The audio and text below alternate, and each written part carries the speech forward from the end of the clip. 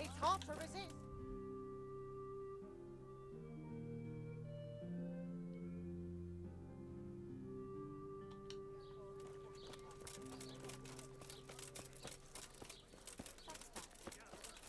Så armor kan det være han, kanskje? Wine squeezed from grapes.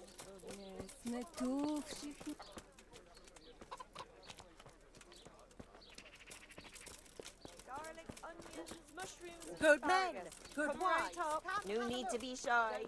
Has your man here fine little Then buy this powder. Ja, masterota. I hope I can be of help to you, knight. Do you make anything out of copper, master? I do a bit of Damascene decor sometimes. Why do you ask? I'm looking for someone who could do me some copper sheets. Well, that's pretty rough and ready work. I wouldn't waste my time with it. But go and ask Zach from the craftsman's yard by the monastery. He's bought up all the copper to be had around here anyway. What can you tell me about the blacksmiths here in Sasau? Depends which ones you mean. In the town there's Mikesh. He's a decent man and an honest craftsman. And in the yard by the monastery there's Zach. But there's not many good words I can say about him. What about the monastery blacksmith, Zach? Well, him and me don't exactly see eye to eye. He wanted to buy my business, but I turned him down. Ever since then, he hasn't had a good word to say about me. Tell me something about Mikesh. Like I said, he's an honest craftsman. That'll be all. Ok, så har han Zack da. Han var jo ved i stad. Det er han her oppe.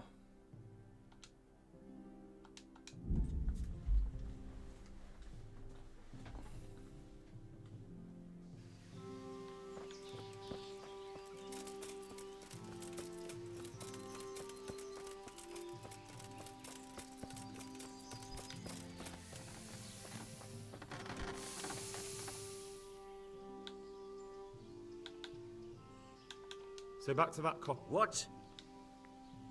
That's not what I heard. What? I was told in town that you bought all... I'm being made of. Anything else? Good luck to you. Så... Skal jeg prøve å finne kobber, liksom?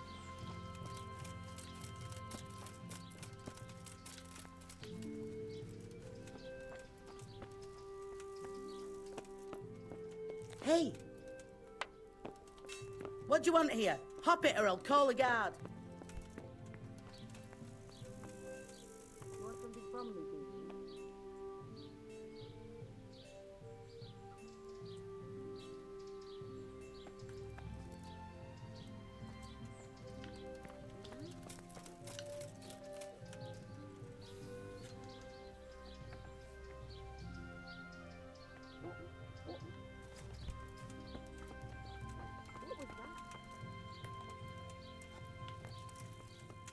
What hole did you... Look out.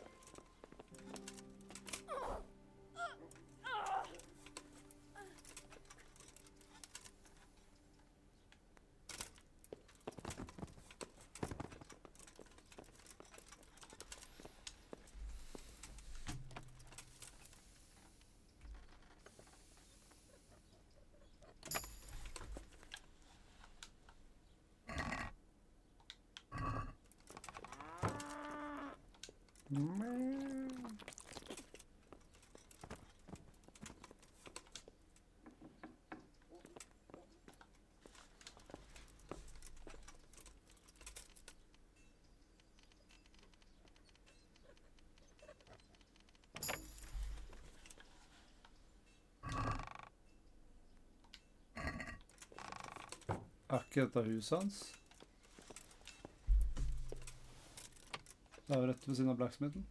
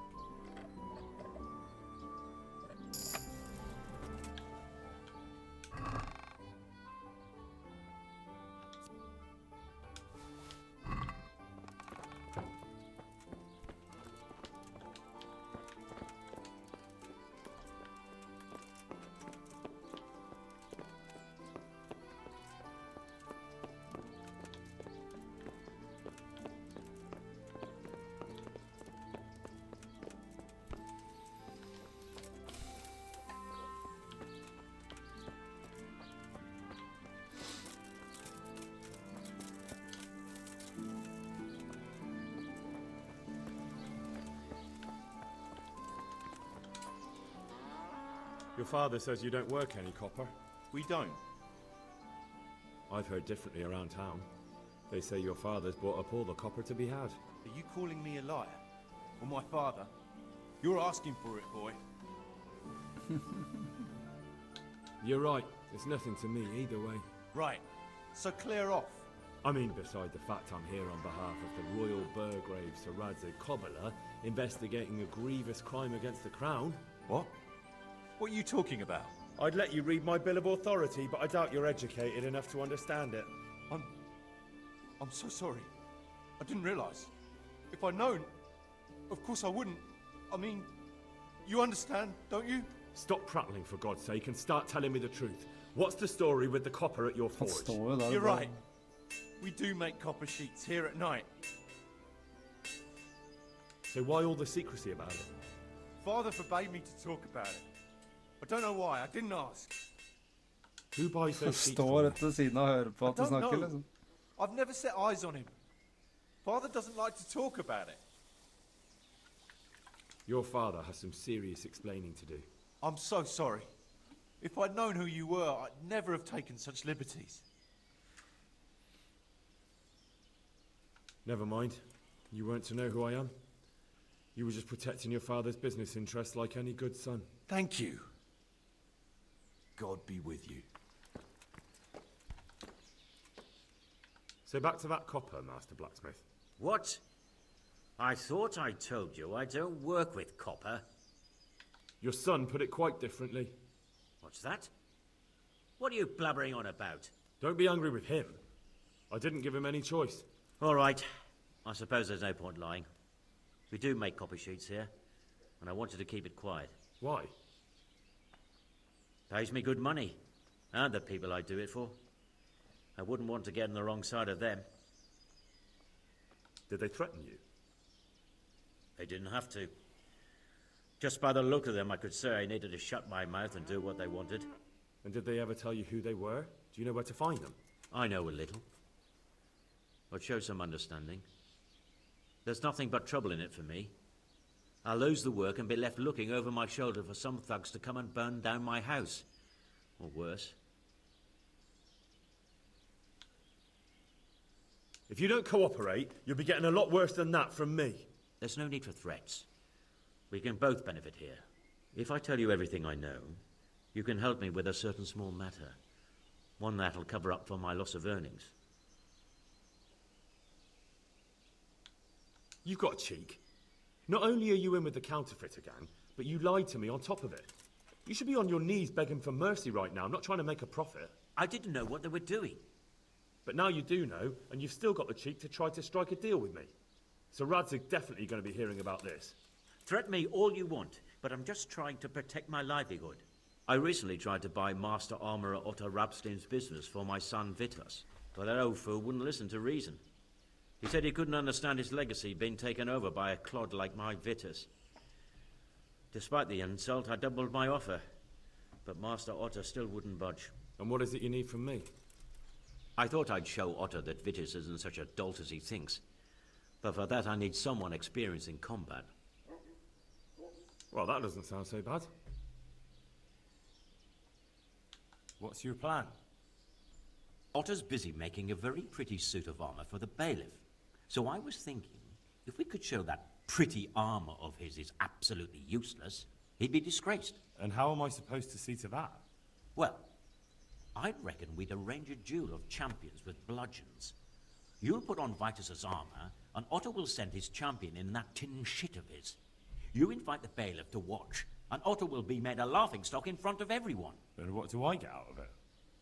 What we already agreed. I'll give up dealing in copper, and I'll tell you everything I know about what's been going on.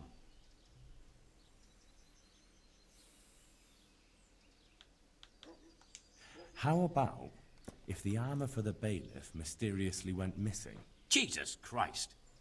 Don't even talk about it. Although, if Otto doesn't agree to the duel, it might be the only option. Exactly.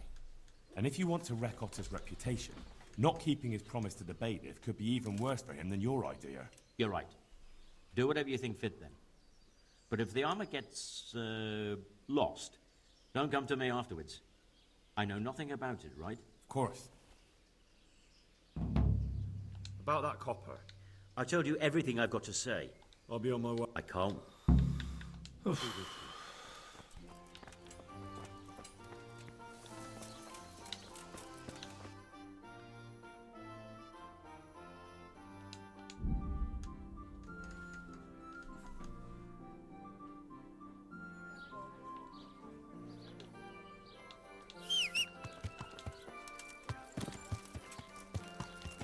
Yeah!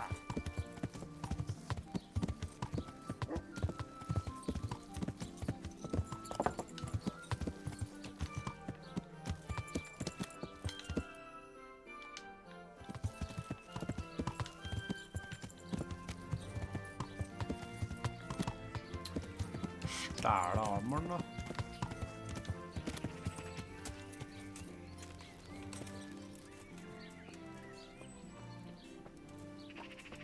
Det er noen vei inn dit da.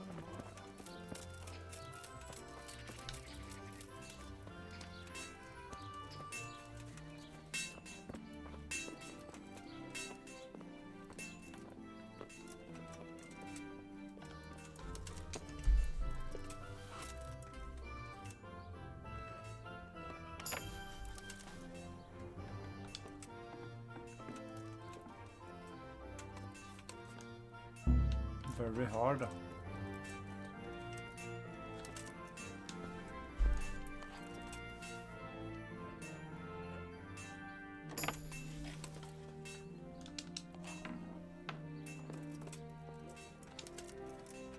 Har det sikkert oppi der den er, vet du, som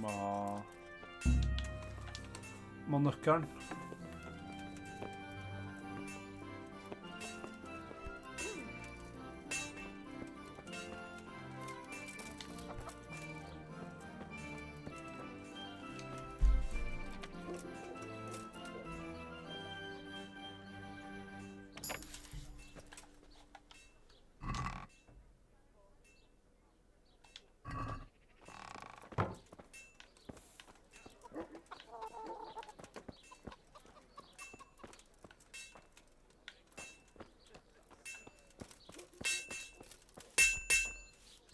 Nei, der er ikke han. Åh. Var det armor 8? Hva var det han her borte da?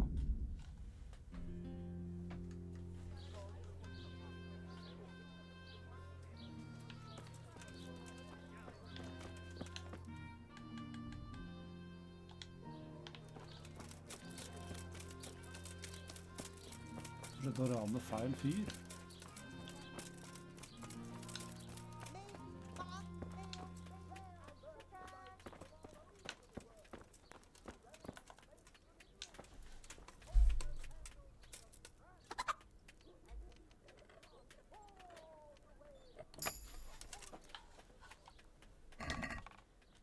Jesus, I see a thief! God!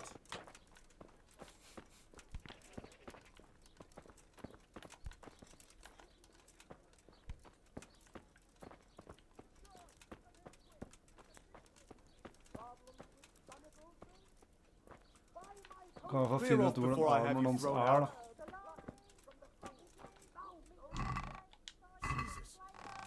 I see a thief!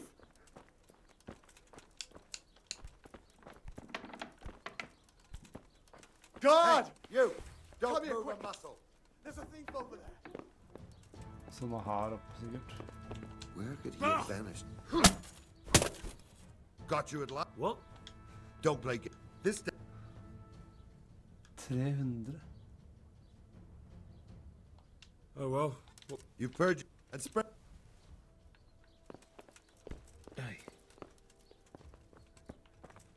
What in the... Or rich, old or young, there's something. I hope I... I'll cut you in half. Master Armourer, I have a message for you from Blacksmith Zach. If it's another one of his so-called generous offers, you can go straight back and tell him I'm not selling, and that's that. No, this is another matter. Vitus wants to challenge you to a duel. What? Me fight with that brat? Zach must have lost his mind entirely. Vegetables, Surely you're not afraid of him, Master Otter? Pah! Me? Afraid of him? Nonsense. But a respectable craftsman like me can't be seen battering a barely trained runt. It will be a duel with bludgeons. No bloodshed. At most, a few bruises and some dents in the armor. Zack chose me to wear Vitus armor. And so I'm to choose a champion of my own? That sounds reasonable. Good. So let's agree on the time and place. Hold your horses, young fella. I've got a counter offer for you. Now, I'm sure Zack is paying you well. Garlic soup for the winter. I won't deny it. I could pay you more, and I'd tailor-make a cuirass just for you. What do you say? You mean if I fight as your champion instead? I'm not sure how Zack would take it. No, you fight on Zack's side and lose. All right, I'll do it. Wonderful. Zack won't know what hit him. So, choose the time and place. What, me? You're the one being challenged, so it's your right. Well, it's all the same to me. Go and sort it out with the bailiff. He should know about it anyway, so I don't look like a troublemaker. All right? Can you show me how to rip... Are you pulling my pizzle? You want me to teach you after what you did here? Ok, så da kan jeg velge litt forskjellig da.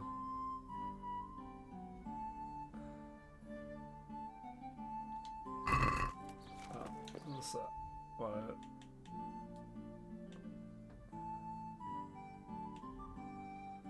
Jeg snakker med bailiffen da, men hvor er han liksom? God, good luck then. Nothing ever good enough for him. Always changes hands for long.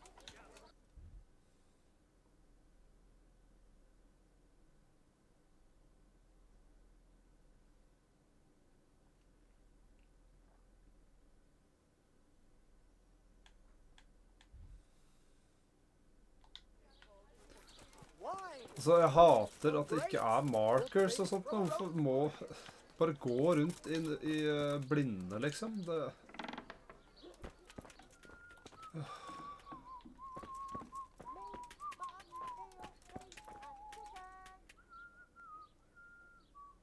Take care.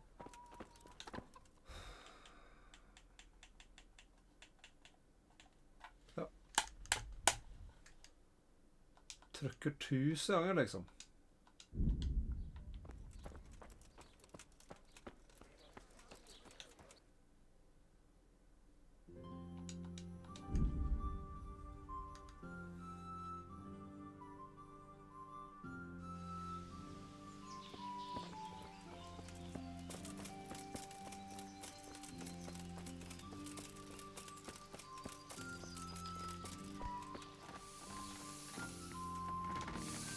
I'm at your service. About that copper. I told you everything I've got to say. I'll be on my way. I can't. Hvor er bailiffen da? Hvorfor kan de ikke bare lage en marker? Jeg skal leite rundt hele byen her, liksom, opp og ned hele det området her, sånn, etter én fyr, liksom. Shit, ass.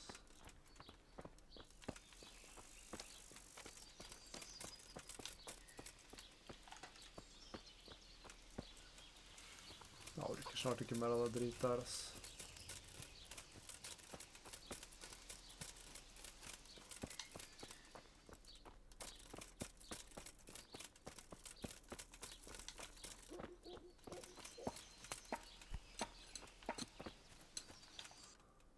Hvor er den der inn der nede?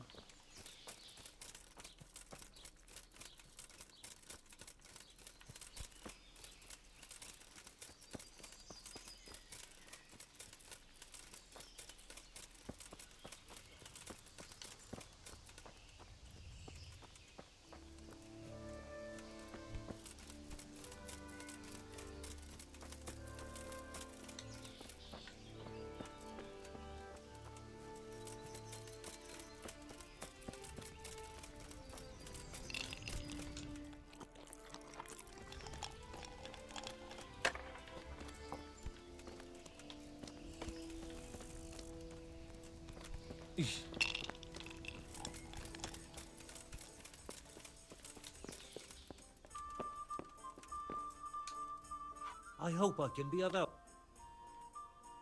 My friend, you're a trader. Help me out here. I'm after some quicksilver. Well, I've been there several times myself and come back empty-handed. They fobbed me off 3 times over. And who exactly are you talking about? Who's holding back the goods on you?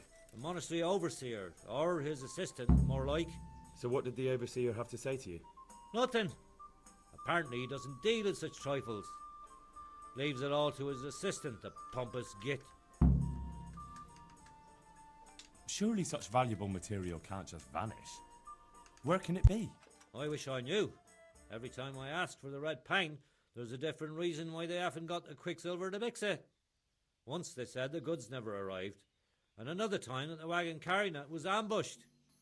Then it went astray somewhere. And you think they're lying? Jesus, what do I know? But it seems pretty strange to me. 3 times in a row the same thing goes missing. There's bad luck and then there's something else.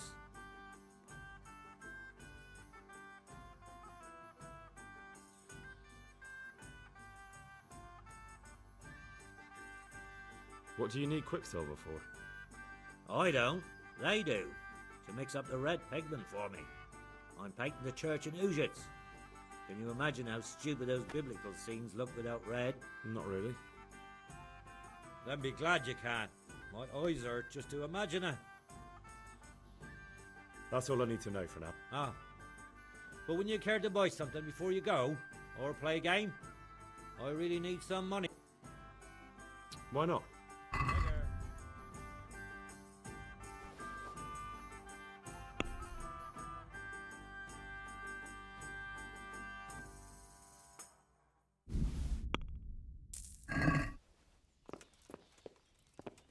I'd like to strangle that wastrel of an overseer.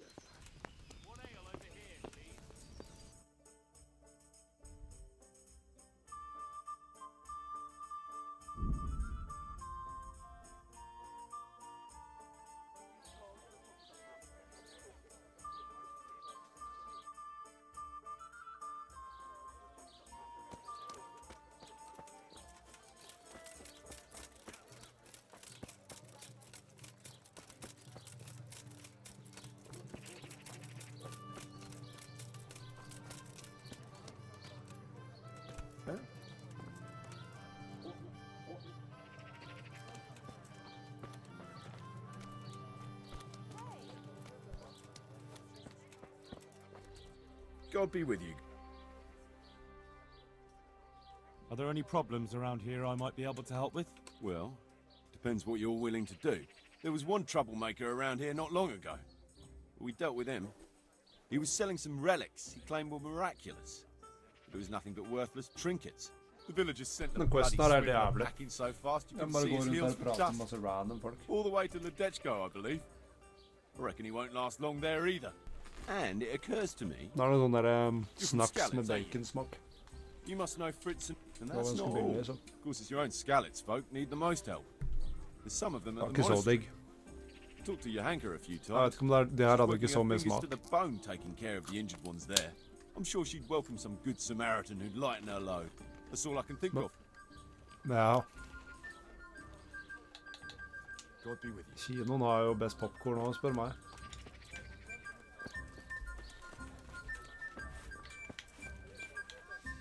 Jeg vet ikke hva...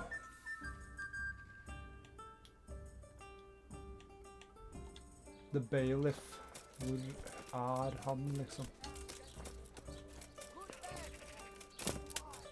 Smash og kindersjokolade, det er nice. Poor or rich, old or young, there's something here for everyone. I know you. I know you from somewhere. Where do I know you from? What? Come and buy some. Of course, my dream. Oh, shut up. Heck, here's the deal. I'm the best there is, plain and simple. I mean, I wake up in the morning, I piss excellence, and nobody can hang with my stuff.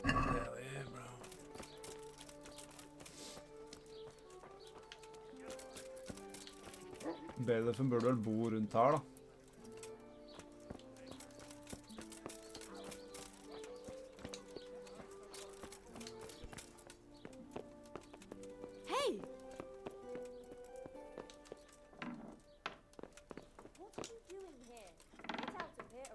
Guards on.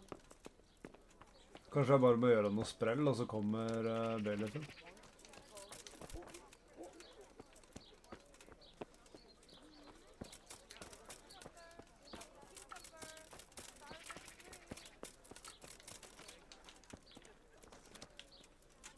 Salami, rare merchandise from Italy, altar candles from France, Oh. and do something! My God, over there! Kurva! Oh dear, did caught you.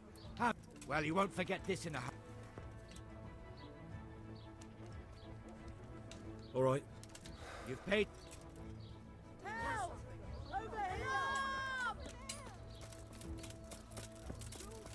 Must have fired from here. Der han, bailiff.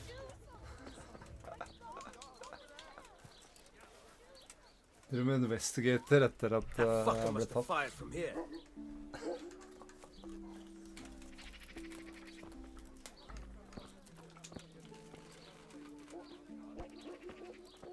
He must have fired from here.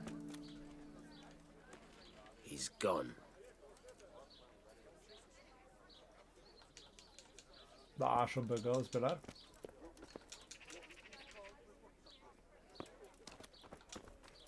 Good health to you. Nei da.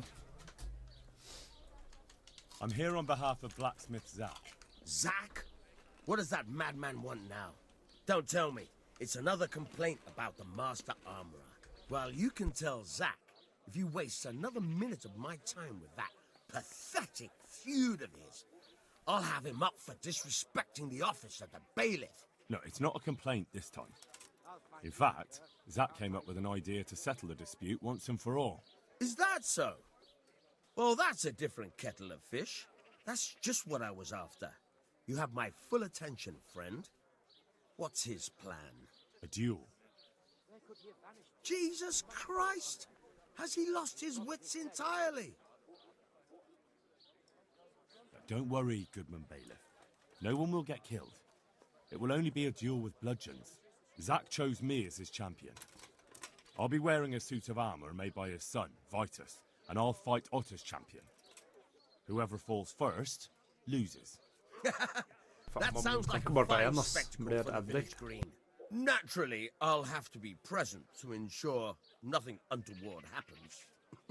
Your presence is certainly expected, Bailiff. We'd like you to referee the whole duel. Very well. We'll have it on the marketplace in the front of the church. But when? That's up to you. We can announce it right now. Let's do it. I'll have it announced around town. You come along at just the right time. It'll be a fine show for the townsfolk, and I'll finally get that pair and their constant squabbling off my back. Take care now.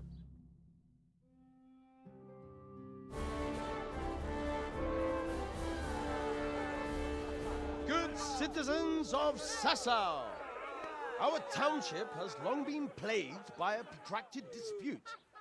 As you are no doubt aware, Zach, the blacksmith of the monastery courtyard, and Master Armorer Otto Rabstein have been, for some time, at odds. And in so much as it behoves my office as bailiff to settle such disputes and maintain peace and order, I have decided to resolve the blacksmith's quarrel by unconventional means, whilst affording an entertaining spectacle. In short, we shall let them knock each other's teeth out. However, since it ill befits two respectable tradesmen to maul each other on the market square like a pair of cocks on a dung heap, each of them has elected a champion. Zach, the blacksmith, has appointed to fight in his stead Henry of Scarlet. And Master Otto Rabstein's champion will be... Please, introduce yourself, Sir Knight. Master Otter will fight for Master Otter. I don't need some young pup to take my place. I remind you that this will be a duel with bludgeons alone. And until first blood is shed. Come, folks, be sensible for heaven's sake. We don't want any maiming here, or, God forbid, murder. So, if both contestants are ready, let us begin.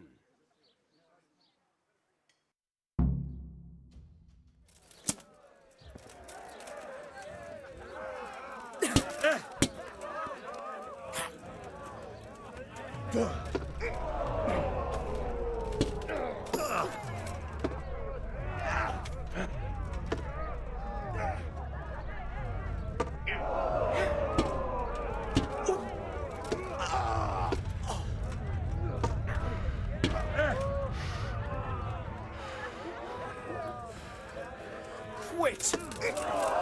Don't hurt him.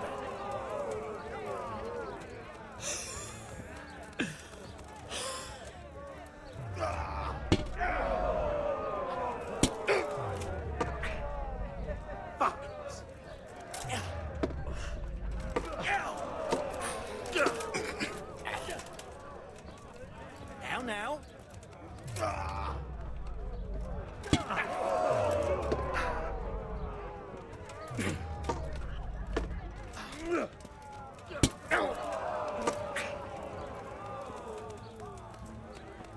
I haven't even started yet.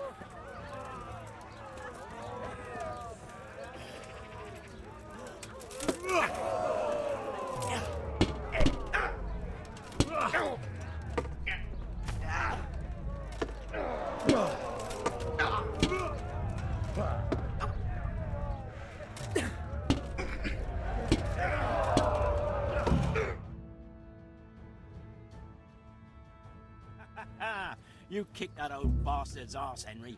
His ears will be ringing for a month. Now everyone will see who knows how to make armor and The who's best all there hot air. is.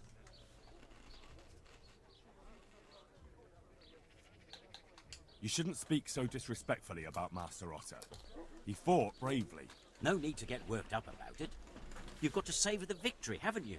Anyway, come by the forge later for your reward, all right? Jeg har plutselig på meg peasant-klær igjen.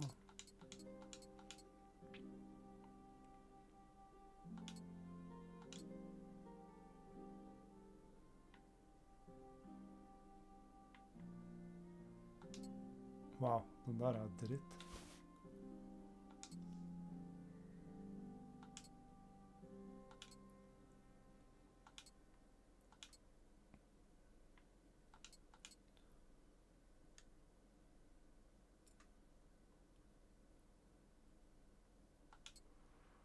Det er dårlig at det ikke går an å compare ting, ass.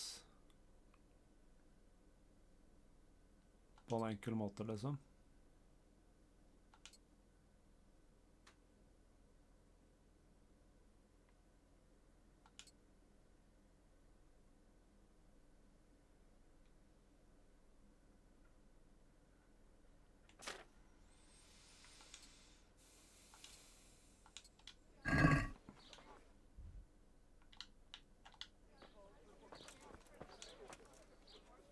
About that copper.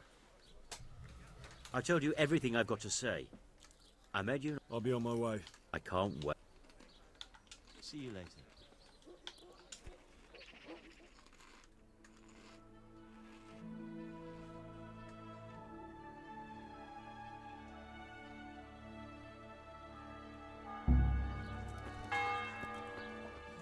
Jeg har lyst til å bare ta en tur innom han 8 og se om han hater meg, for hun er vant til meg.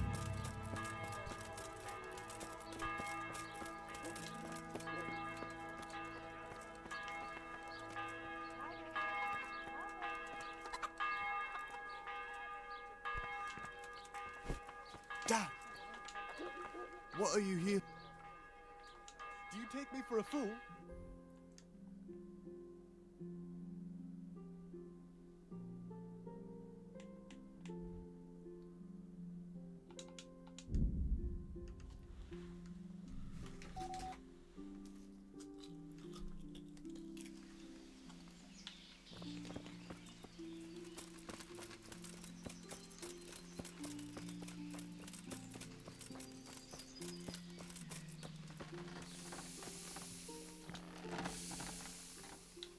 come for my reward? Of course. And thanks again, lad. It's worked wonders for my trade. And will Otter sell you his business? I don't know, but the way things are looking now, his trade will soon be dead as a doornail anyway. I'm glad your trade is going well. Now, about our little deal. Ah, that little matter. Right. About that copper. I told you everything I've got to say. I'll be on my way. I can't wait. So, out with it. How was it all arranged? One evening I got a visit from this scruffy beggar calling himself Rapota. He had a yellow cape on and kept whistling to himself. There was a knight with him too, but he didn't give his name. They told me what I had to do, how much I'd get for it, and I had to keep my mouth shut. And where can I find this Rapota? Or the knight? I don't know exactly. But I've always left the wagon with the goods behind the monastery, on the hill there, next to a small chapel under a big tree. Anything else? No. I swear that's all I know. Well, that'll do me for now. Good luck to you.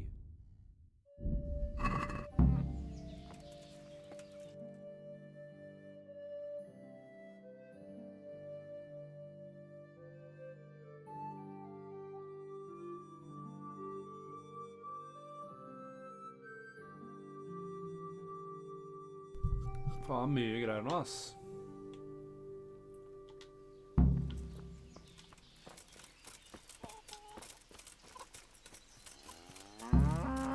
Let's check it out.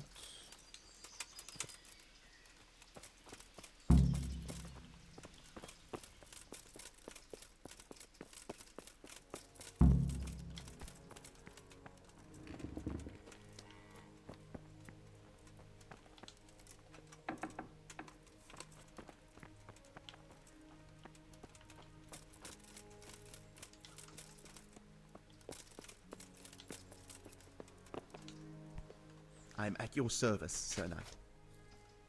Do you have any quicksilver in stock? Who's asking? Nobody. I'm just asking. Then I don't have any. That sounds almost as if you don't want to sell it to me. It's not that I don't want to. It's that I can't. Can't you? In the Sasau Monastery? That seems unlikely. It looks more like you're lining your own pockets to me. I wonder what people would have to say about that. We have no quicksilver because none has arrived. Get it? Good luck to you. Listen, I've already I see. You can't because you don't have any. And you don't have any because you're selling it out the back door, eh? Suppose I was. I don't see what business it is of yours. What if I told you I'm the emissary of the Royal Hetman Radzig Kobler, and you've got yourself mixed up with a counterfeiting gang? Counterfeiters?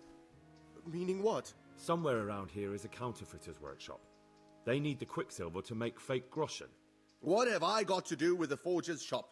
That means nothing to me. If you say so. Good luck to you. Listen. I've already... Bollocks. Tell me this instant what you've done with the goods. Nothing!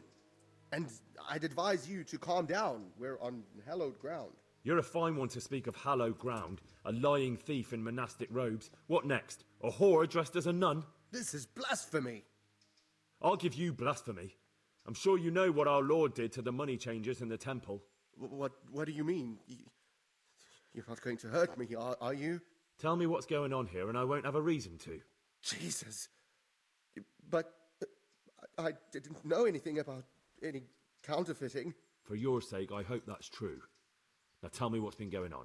I swear, I wouldn't normally do anything like that. Get to the point. They came for me at noon, directly to the office. The overseer was somewhere on his rounds. Some night, it was, without a crest, armed.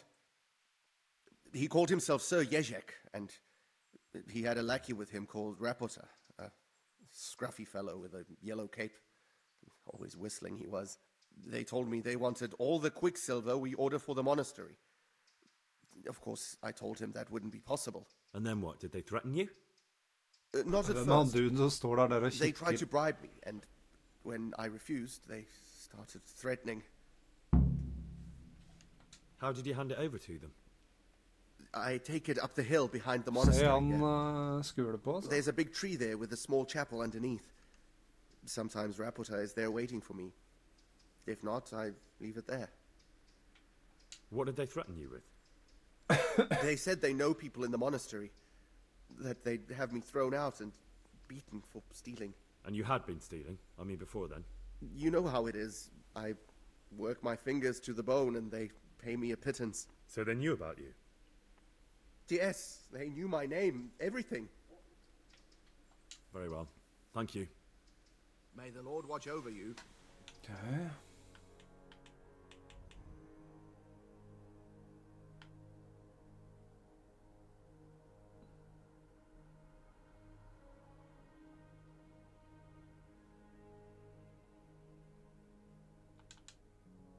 Bare hent noe drikk.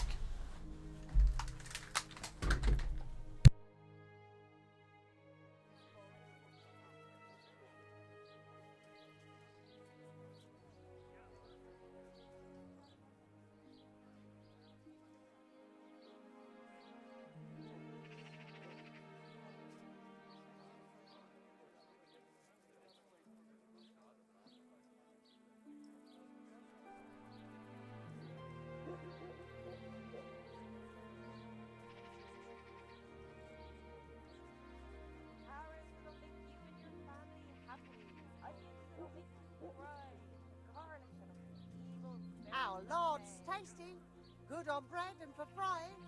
Come and get it, fine people, and pork crackling too, a joy to taste.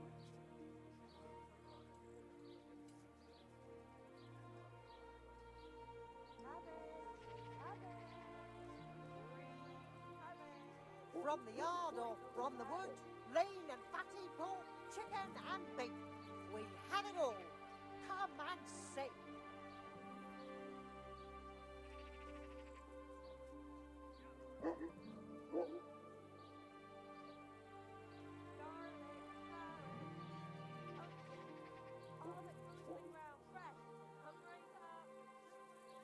Meat, mutton, veal, beef and chicken.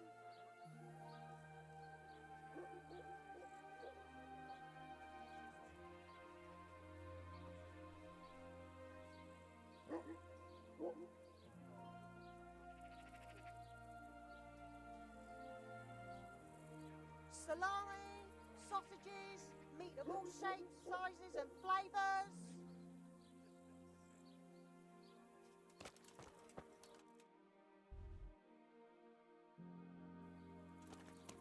Sånn drar du chilleren inne her, eller?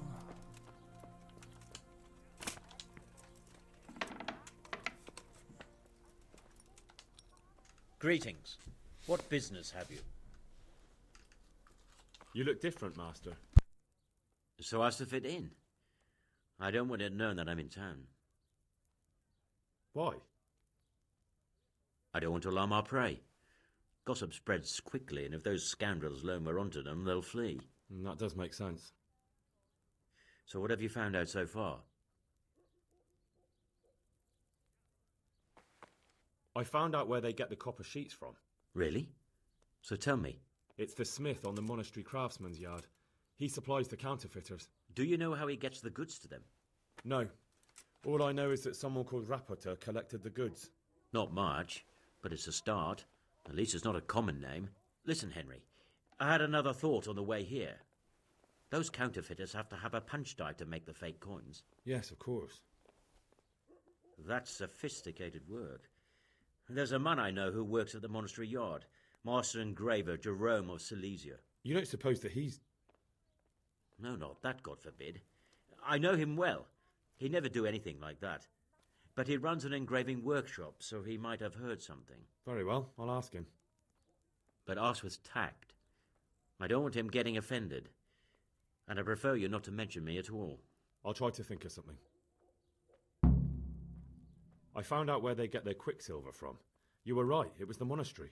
It was the only logical explanation. It changed hands on the hill behind the monastery. Have you been there to have a look around? Not yet. Maybe it would be worth the time. I'll go and see. And have you found out who's behind it? Rapita, once again. The same scoundrel. That's all. Good luck to you.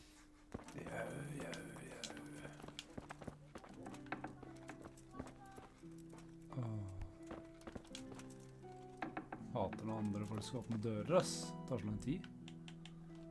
Ok. Sjekk ut hvor de henter den, da.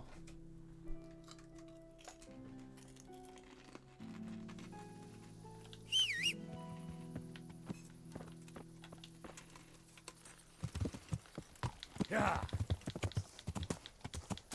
Yeah.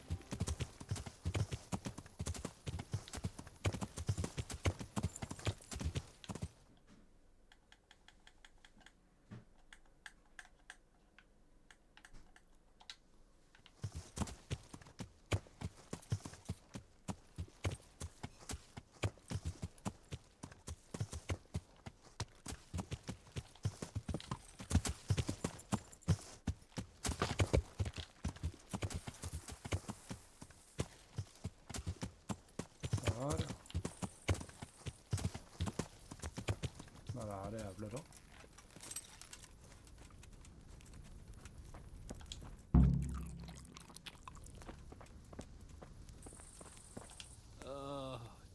Shit. Sod off.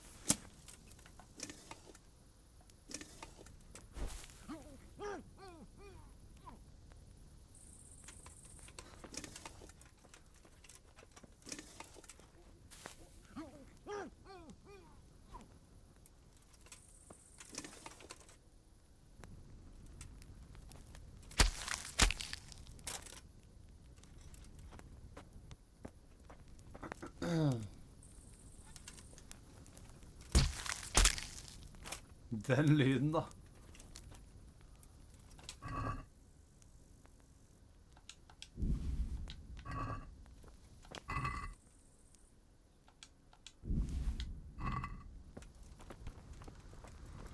Ok, da kan han bare sove her da. Sove under liket hans. Eller må jeg ta han bort først?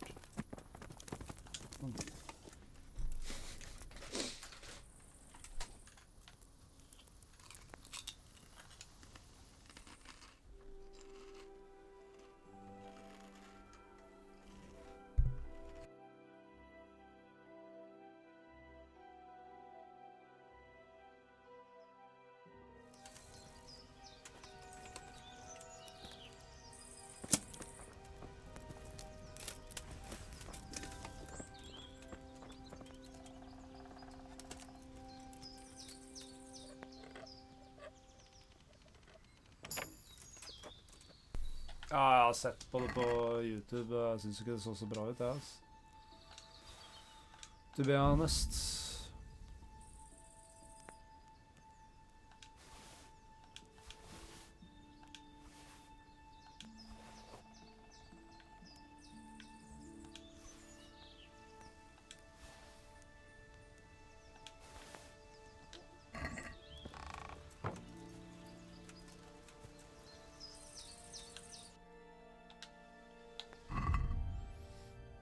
Move the horse.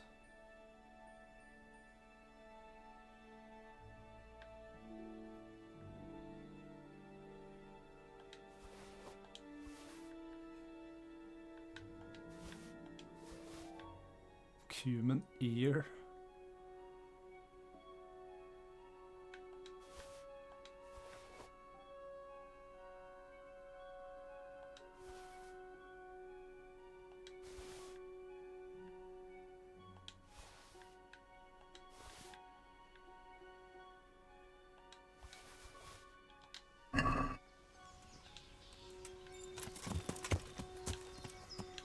Okay. Stykkene og... mer det også. Engraving workshop.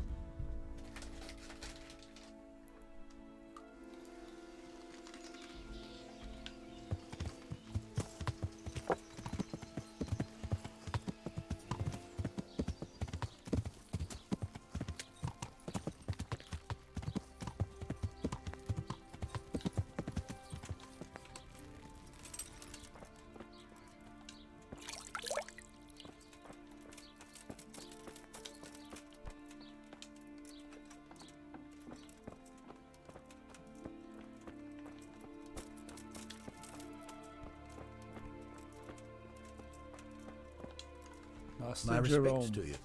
Faen, bare ble mett, ass. How goes the work, Master? Getting there, getting there. You need something, my boy?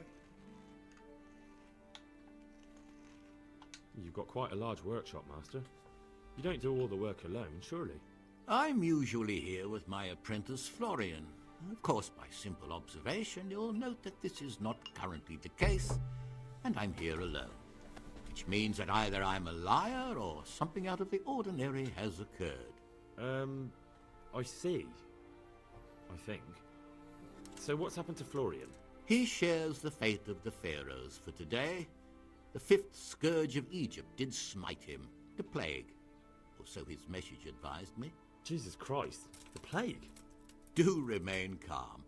I'm quite certain the plague from which Florian is suffering wasn't a judgment from on high. Or if it was a judgment on excessive drinking. I'm told such an ailment can be of truly biblical proportions. What are you doing here, anyway? You're in an engraver's shop, my boy. We're engraving, of course. Yeah, but engraving what? And what's it used for? Oh, we engrave wood and stone as well as metal. Here in the monastery, it's mostly about decoration. What's he like, your apprentice, Florian? I'm afraid that his exuberant youth has taken its toll. He's been acting strangely of late. I fear he has delusions of persecution. I don't really know what you mean, at all. Recently, for example, he told me that someone was following him. And the very next day he bought a padlock from the blacksmith and locked up his chest. As though I would ever sneak into it. In any case, why the interest? Are you looking for him? Something like that. May I ask why? I have a message for him. A message? Who would be interested in that wastrel? Other than his furious and deeply disappointed master, of course. About your question, you'll find him at home. No doubt feverishly dying. He sleeps in the baker's cellar. Ah, thank you. Does Florian have any enemies? A man such as he certainly owes money at every turn, and the parents of local girls are undoubtedly displeased with his attempts to propagate. However, most recently it was that fury from the baths who accosted him in quite a spectacular rage. A woman from the baths? What did she do? The harpy nearly tore all Florian's hair out. I don't frequently feel sorry for my ne'er-do-well apprentice, but on that occasion I made an exception. Do you have any idea why she did it? She was screaming about some girl, some flighty bathmaid, Esther. I would say that Florian had felt the joys of spring and acted accordingly, although one would have thought they'd be used to that sort of thing at the bathhouse. Thank you. I'll leave you to your work. Take care now. Så jeg må prøve å lockpicke rett bak han.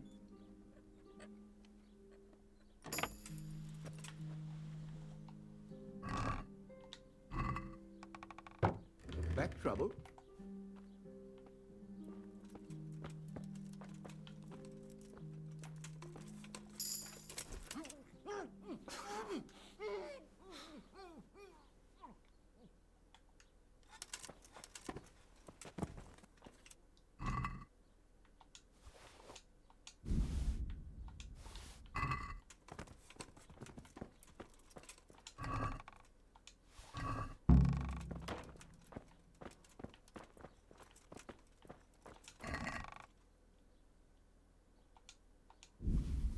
thief.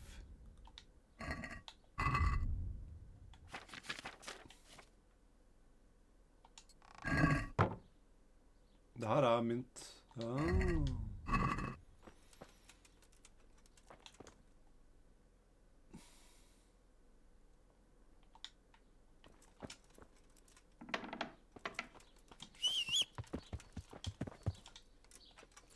Plot thickens. Ja.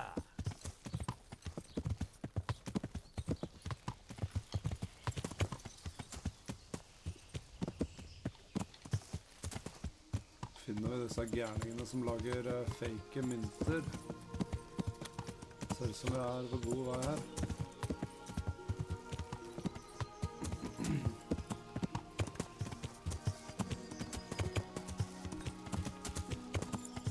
Ja. Hvilket bathhouse? Det er det andre bathhouset. Ja. Det er sjukt at de har 2 sånne og 3 blacksmiths i en by, og så har de ikke det i de større byene.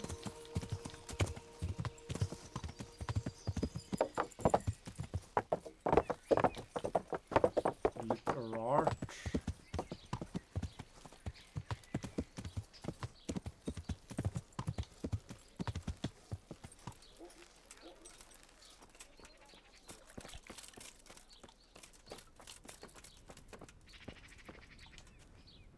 What do you... I hear you're at odds with apprentice Florian. At odds? I'll give you at odds. It's that sod's fault they took my Esther. Poor girl. I shudder to think what's become of her. What exactly happened? This man came in wanting a bath, and Esther with it. She doesn't normally offer that kind of service, but I didn't see the harm, so I sent her in to him. And suddenly I hear screams. So I run out, and I see the bastard pulling her out of the tent and shoving her into a boat. I'm sorry they took her, but what exactly has it got to do with Florian? They shouted at me to tell Florian that when he wises up, he'll get the girl back. I assume that Florian knows this, Esther. You know village girls. They don't get much of a choice. Every other knave has a turnip for a brain, and if they don't, they're relatives. And then some young dandy turns up who writes her little poems. What's the poor girl to do? And this is how it ends. She should have stuck with the turnip heads. Where can I find this Florian? I'd like to ask him a few questions. He works in the engraver's workshop at the monastery craftsman's yard. And if he's not there, he'll be holed up like the rat he is in the cellar he rents from the baker. He's afraid of me, for sure. What did the bailiff make of it? Don't even get me started on that. He's another fine... I won't say what. I told him everything, but he says he won't do nothing about it. How's that then? He wouldn't tell me to my face, of course. But people here don't think much of us. There's some as reckon my Esther deserves what she got. Poor girl. It sounds like you were close to Esther. I loved her like my very own. She came to me as an orphan, like a wolf child she was.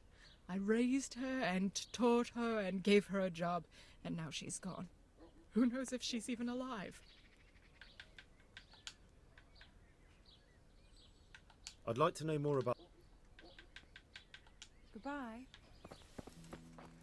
The baker. Hva er det her?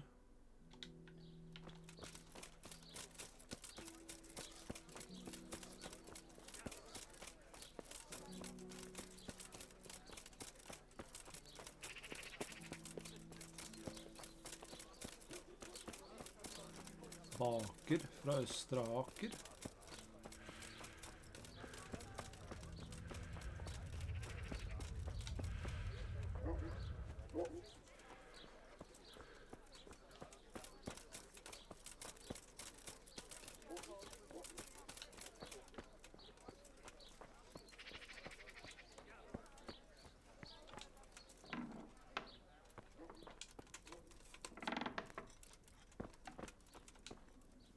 Good day. God bless.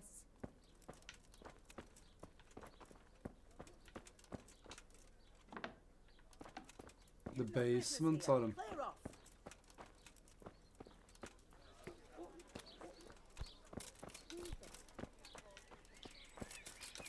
det en annen inngang da, til What's going on basementen? out there?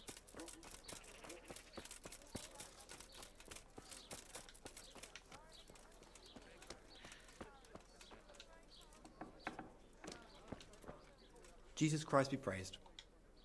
You look quite sprightly for an invalid. What? Who the hell are you? My name's Henry, and I'm making inquiries for Sir Radzik Kobola. And what do you want from me? Straight to the point then. All right. I've been investigating counterfeit money, and the trail led me straight to you. Does the name Rapiter mean anything to you? I don't know. Maybe? Don't bother.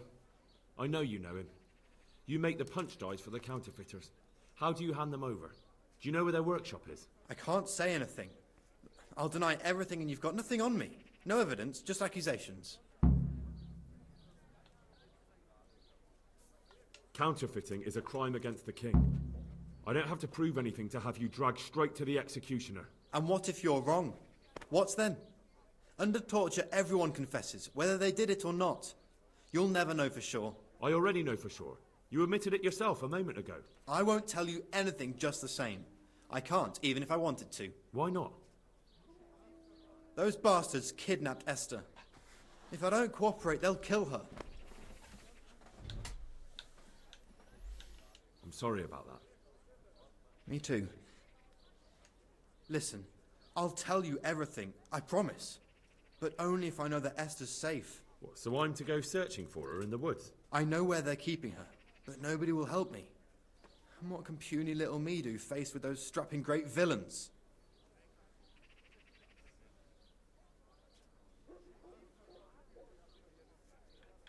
Look, Florian, I'm sorry for what you're going through, honestly. But I'm not the only one who's after these people. As soon as they get wind of something, they'll be out of here and Esther will be gone with them. If Rapiter finds I've told you anything, they'll kill her. Not if I catch Rapiter first. He's here in town, isn't he? Yes, he is. They found me in the tavern one evening. Caught me when I went to the ship pile.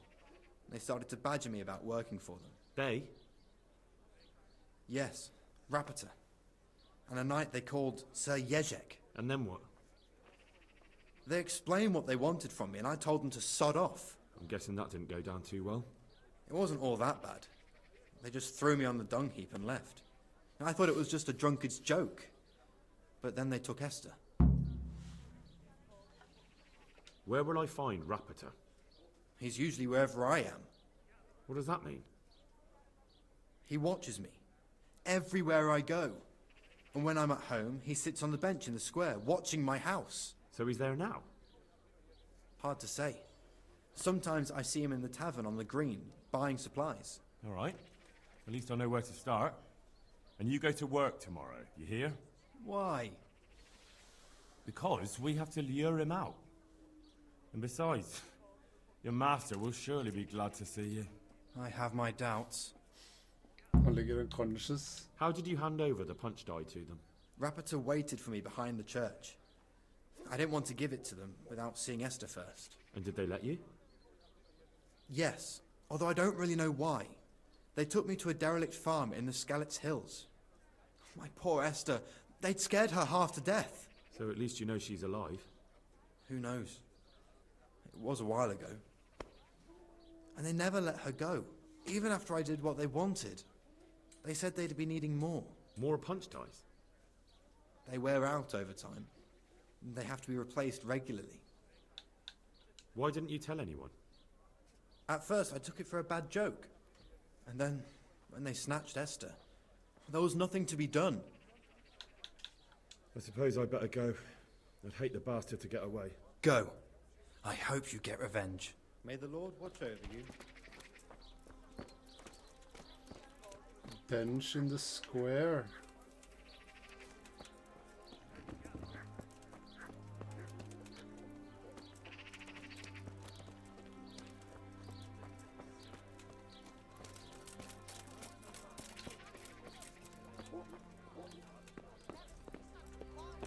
Vegetables, fruit, apples, onions. Are you Rapiter by any chance?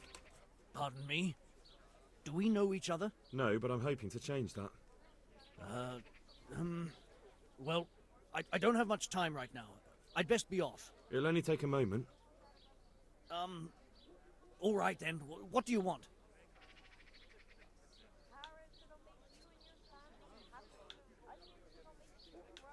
I know you buy quicksilver for those counterfeiters.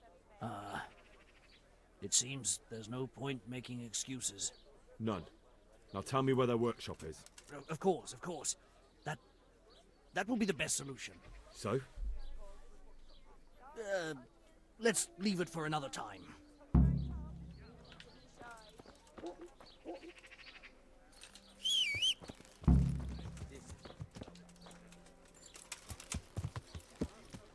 Yeah.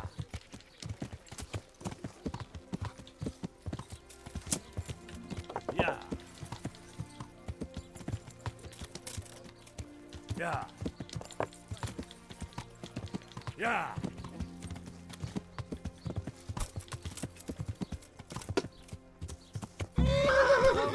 I give up.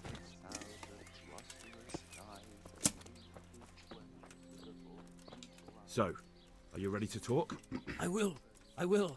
Just don't hurt me, please. What do you want from me? Tell me where the workshop is. Don't worry. Your master won't be punishing you for betraying him. You're both gonna have too many other problems. It's in the Skullet's mines. That doesn't narrow it down very much. On the eastern side of Skullet's Hill, there's an abandoned mine gallery. Well, it used to be abandoned. Now there's a small camp in front of it, and the workshop is inside. Who is your lord? Sir Jezek of Ronov. That's what he calls himself, although Ronov Castle's long gone. What happened to it? Ronov used to belong to Vincent, Count Lichtenberg. After his death, it fell to Margrave Jobst, and he had it pulled down. He knew full well that Vincent's vassals would resist him. Why? Everyone knows that when a lord dies without issue, the king can confer his estate on whoever he pleases. But Vincent had descendants. Ronov only fell to the Margrave because he declared them all illegitimate. All because Vincent had refused to fight for him against Sir Prokop. Sir Jezek led a revolt of the vassals, but Jobst rounded them all up. Only Sir Jezek got away. Since then, he's become the scourge of the domain. Who are you, anyway?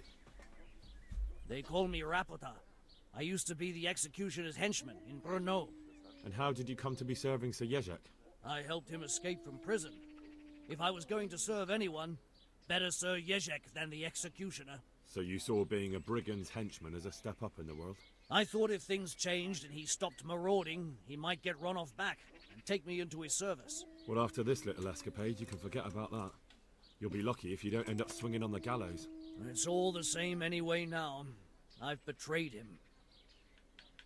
So who's Sir Jezek working for? Don't tell me he just took it into his head one day to start forging coins.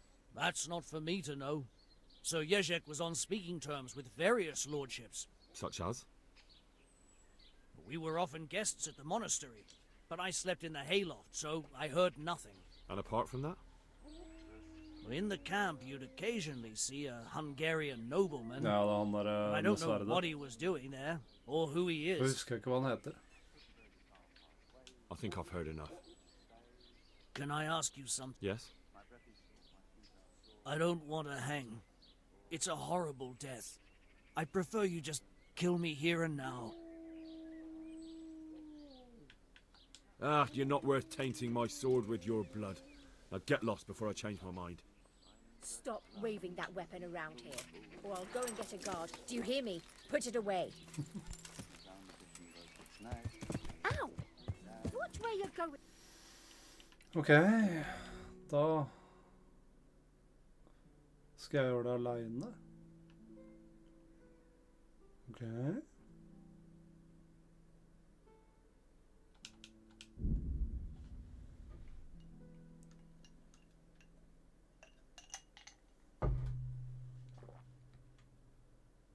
Jeg kommer sikkert til å kjøre forbi byen som jeg skal til nå.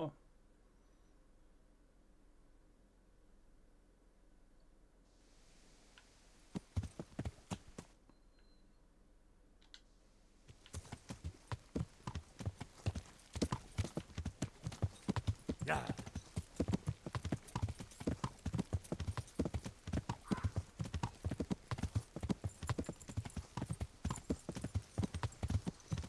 Hvor er Skallets i forhold til her, da? Her.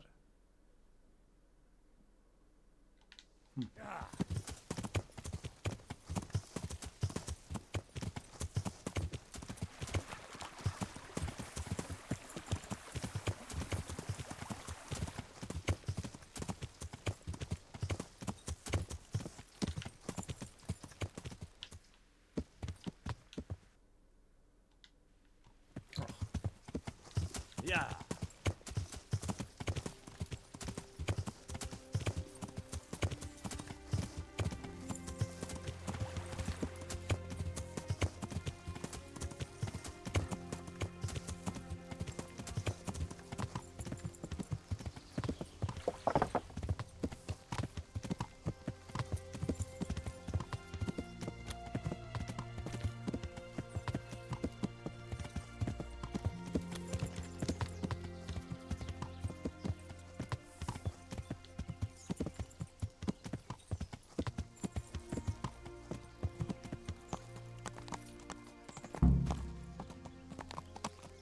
Hey, who's there?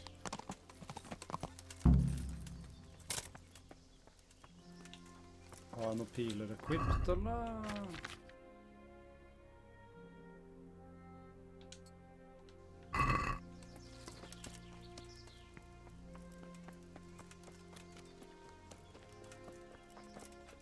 You're in the wrong place at the wrong time.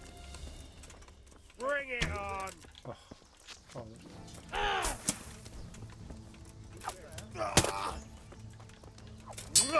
You fucked up there.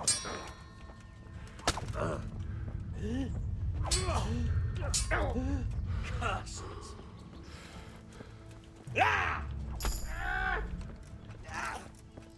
Is that all?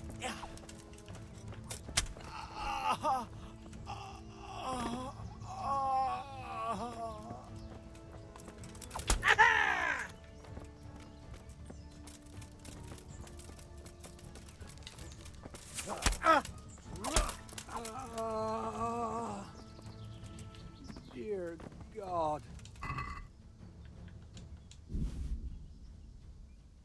Who's there? Hey, who's there? What's going on there? Hey, who's there? Who's there? Hey, who's there? Hey, you're in the wrong place at the wrong time. Alarm! Herr God! Your end is nigh! Yeah! Over here! Where is everyone? Quick!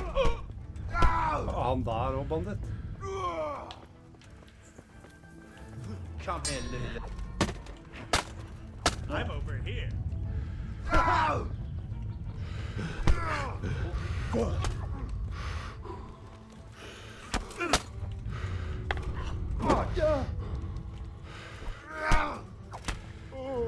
I'm going to enjoy this.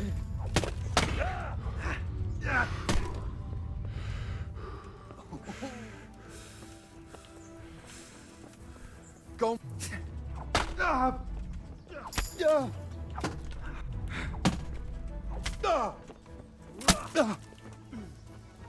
You come.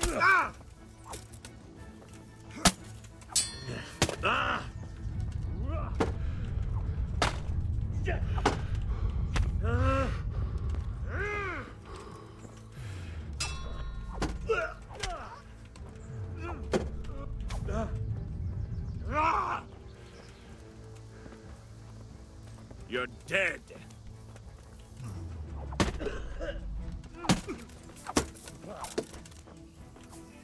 Is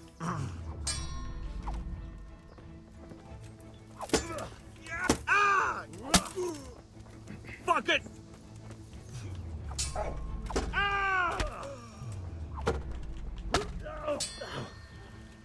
Well then.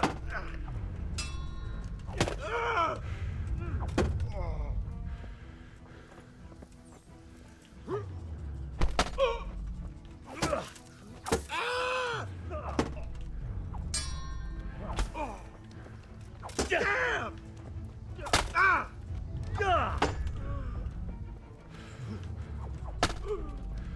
Faen, han var hard, ass.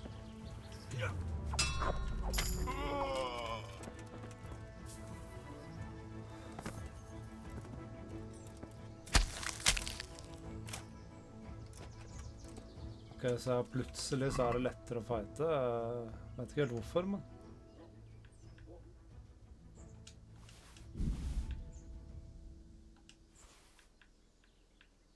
skills, antagelig. Og bedre armor.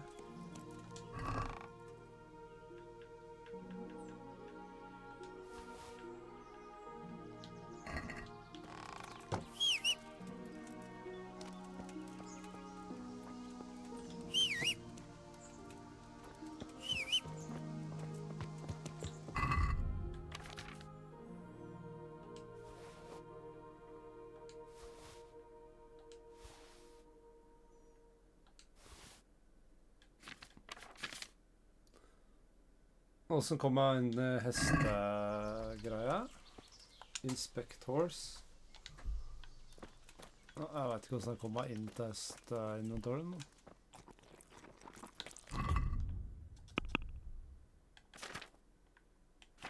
Inventory, ja, det her, ja. Let's find them.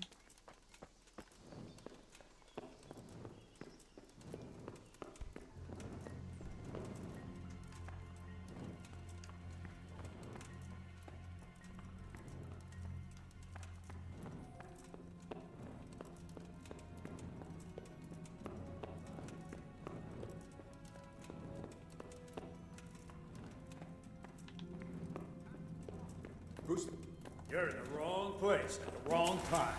Yeah!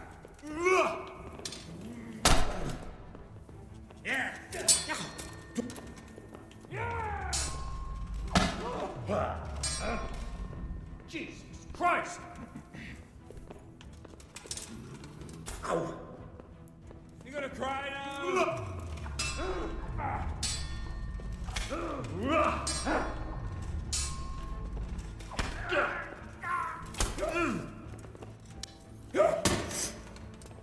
Take that!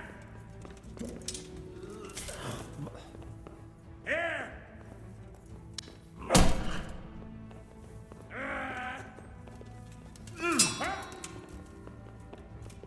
You won't last long.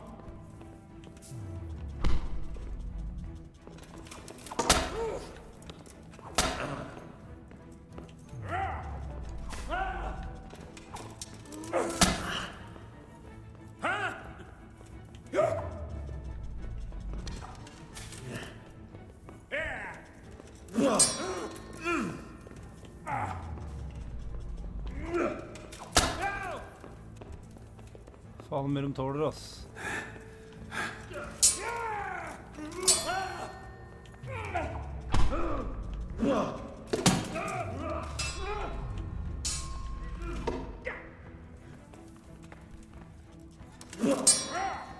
God damn!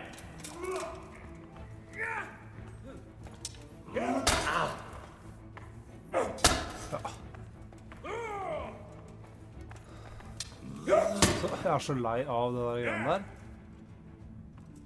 Give up?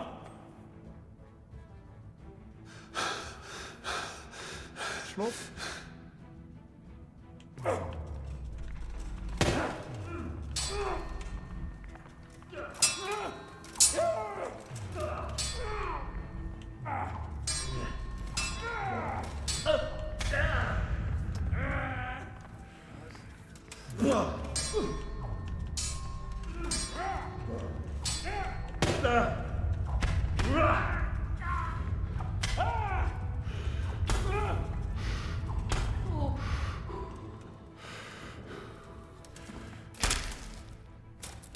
Deilig.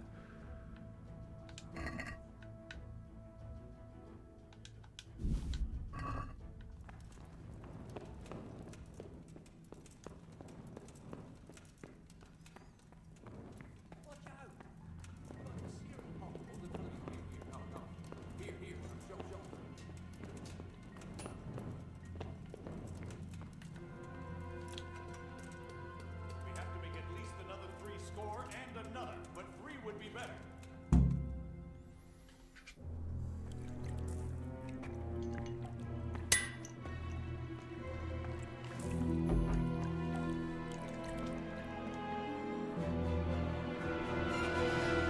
What do you want here?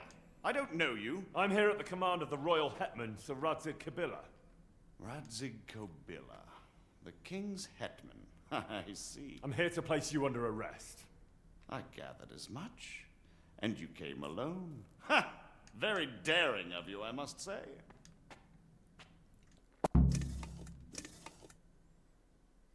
I'll manage. Sometimes even a king can be deposed without an army. So I'm a king now, and you want to dethrone me? By the way, who betrayed me? That hardly matters, does it? Do you think I won't get a chance to settle up with them?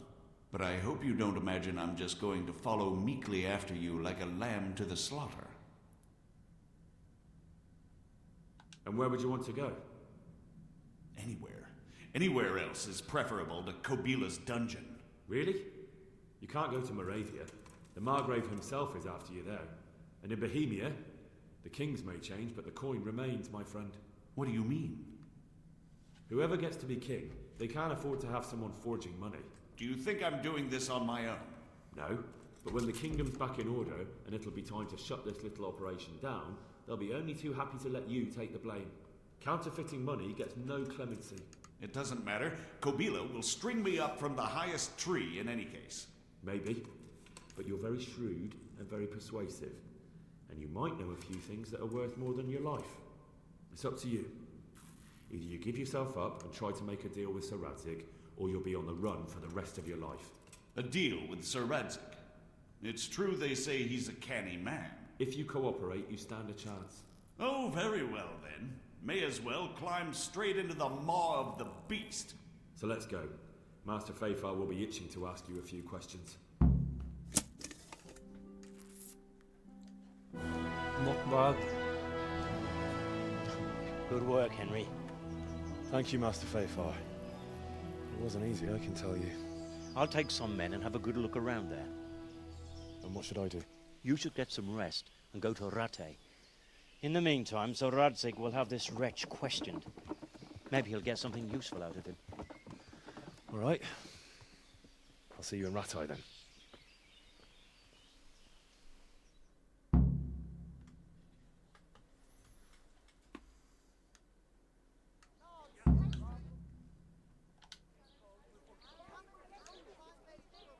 Turn to Ratai. Hvordan ligger han på health og sånn da? Kan ta en tur innom bathhouse og bare file opp og gjøre det klare regne og hele pakka. Siden jeg tror ikke det er noe bathhouse i de andre byene uansett.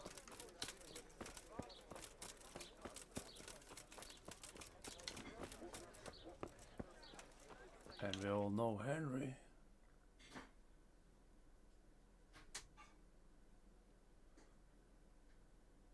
Se her.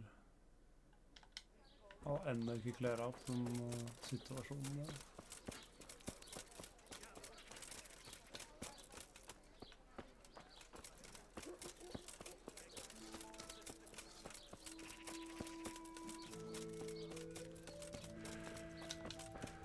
Though you'd be better off going for a good scrub. You don't exactly smell like roses. I'm interested in your services. And what is it you'd like? I'd like a private bath for 2. I'm sure you'll be extremely satisfied. Goodbye. That's Henry.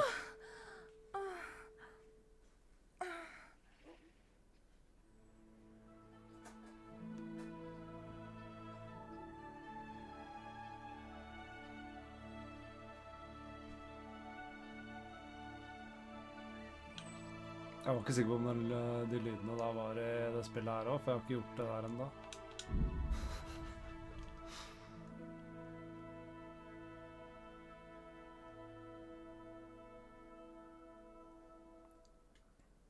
Avoid.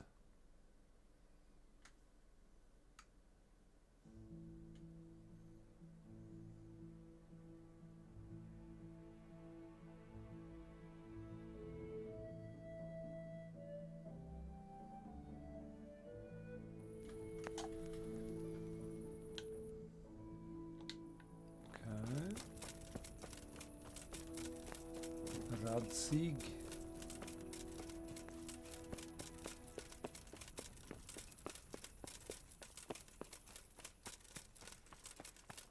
Blitt en skikkelig ridder, han der.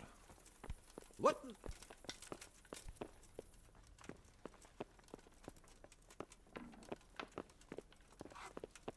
Er han oppe, da?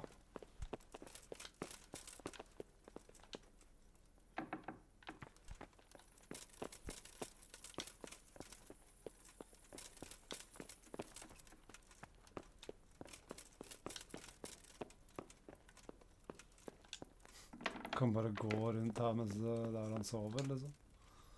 There's the man. Good work, Henry. Thank you, sir. I tell you to take a well-earned rest, but unfortunately I need one more thing from you. Whatever you command. Jezek refuses to talk to us. The stubborn bastard's asking to see you. Me? Indeed. Normally I'd send for Captain Burner to beat it out of him, but then I told myself that if he's so keen to speak to you... I'll try to get something out of him. Where is he? He's locked up in the tower. Bernard will give you the key. Very well, sir. May I be of service, my lord? Yes, Henry.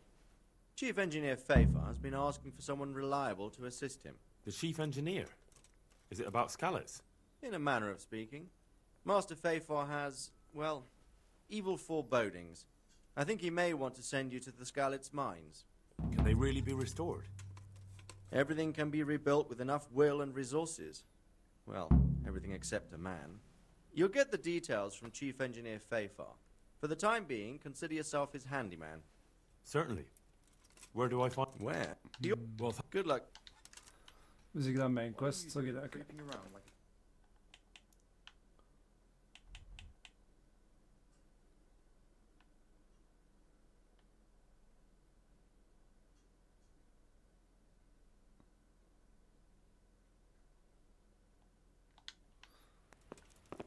Jeg kunne prøvd å picklokke greia I stedet for å hente nøkkelen, siden jeg er på andre siden av byen.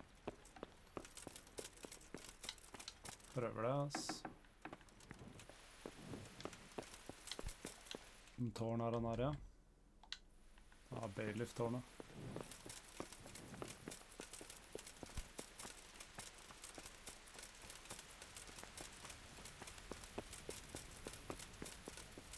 That ain't no problem.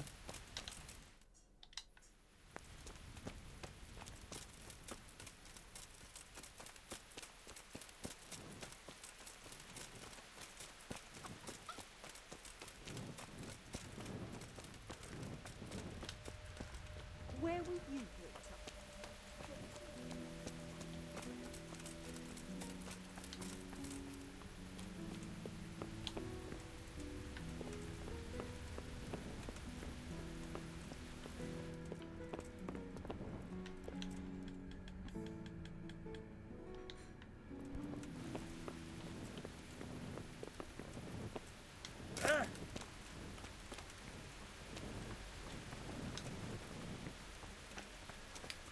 Very hard, da.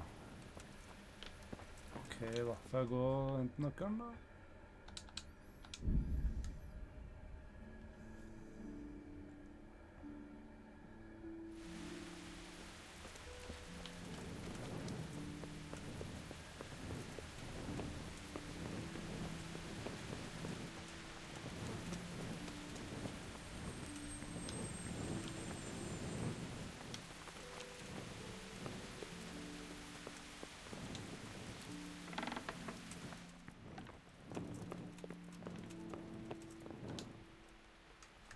God be with you.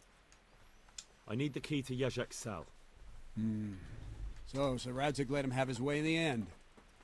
He should have let me beat some answers out of him.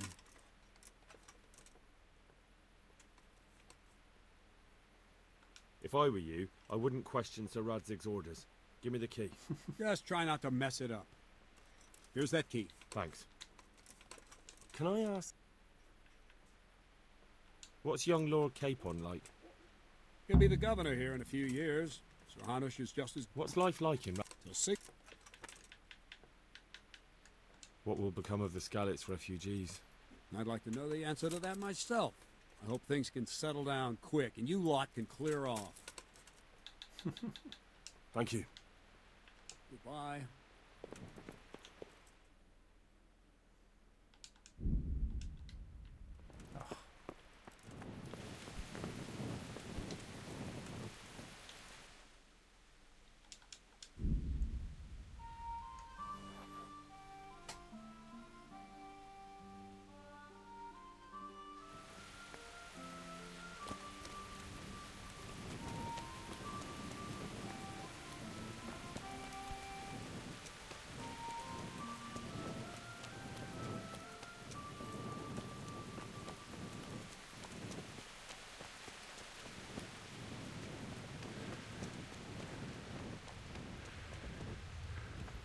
Ok, sånn der er det.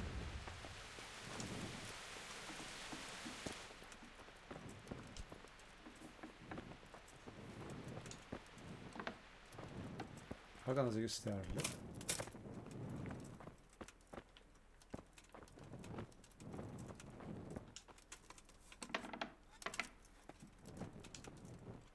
Well, finally, I've had quite a wait. Why do you want to talk to me, of all people? Radzig will keep me alive only as long as it takes to get everything I know out of me. You, on the other hand, gave me certain assurances. So I want to be sure that the secrets my life depends on end up in good hands. So come on, out with it. Tell me everything you know, and then we'll see. Very well, ask me anything you want. I won't be obstructive. What I want to know most of all is who's behind it. Who are you making those forgeries for? Do you think I couldn't have handled it all myself? I'm not trying to insult you. It's just not a job one man could do alone. All right, the way it began was I was short of coin, as usual. So I let those crimps in Sasau recruit me. Recruit you into what? I didn't inquire too much. In this business, you don't ask too many questions. But when they found out I wasn't just anybody, they put me in charge of the counterfeiting. A foreigner by the name of Eric gave me instructions. But for sure, he isn't the chief. And there's someone highly placed at the monastery who's mixed up in it too. But I don't know who. Eric er han fyren med vi hadde duell med. Nesten på slutten av toeren. How did you come to hear of all this business? I met some old friends in Colleen a few months ago.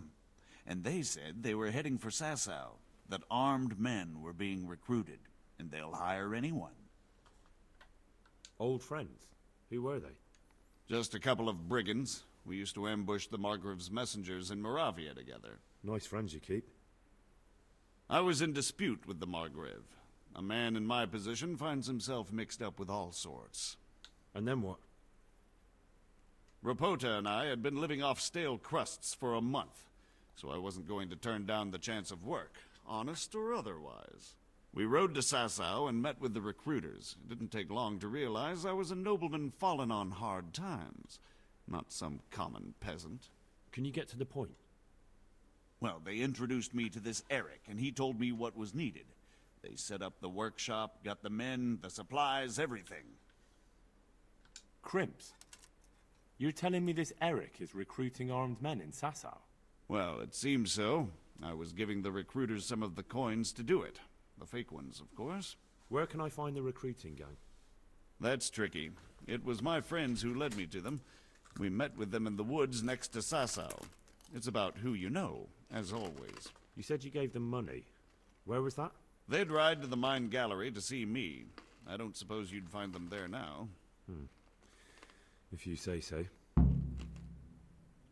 This Eric, you reckon he's not the one in charge? He puts on airs, but he's just a naive young pup. And he's always going on about his lord, though he never mentioned him by name. Where can I find this Eric? You must have had some meeting place. He used to come to the workshop unannounced. And after what's happened, I doubt he'll be showing his face there again.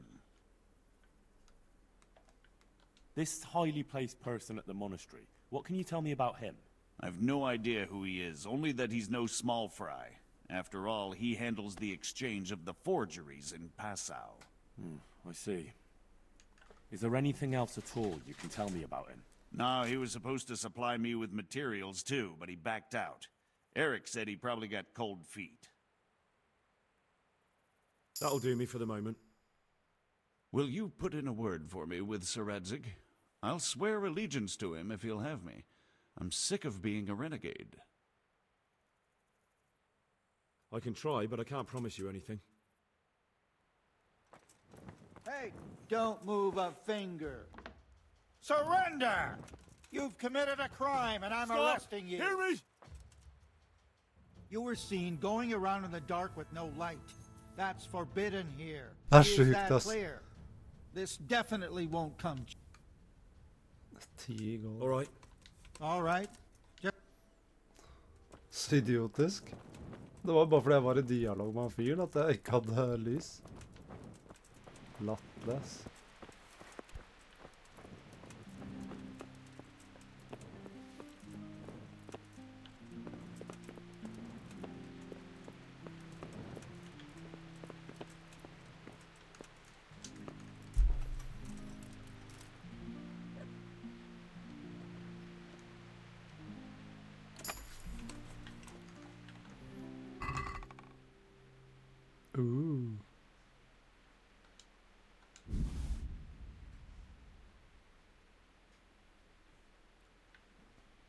ingen skill books.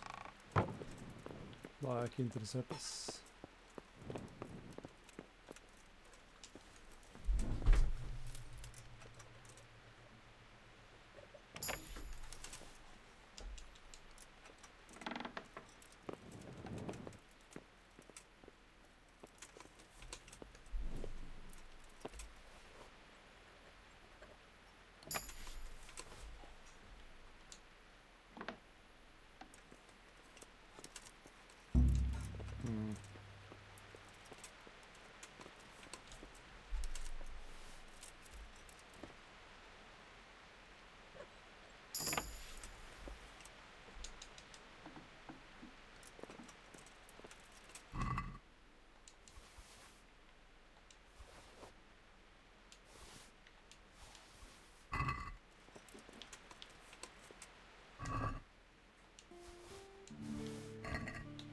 Snap and nourishment.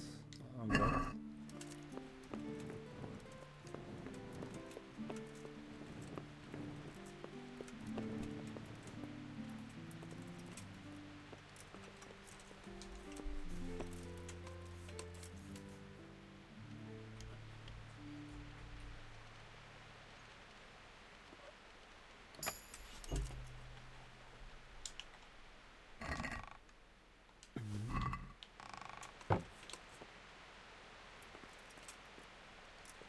Hvem er han der? Scribe. Jeg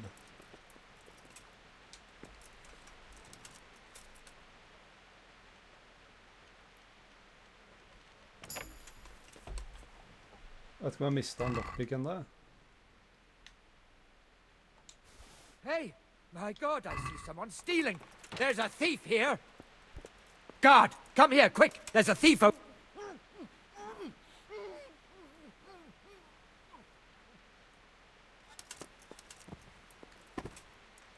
Sorry, kamerat.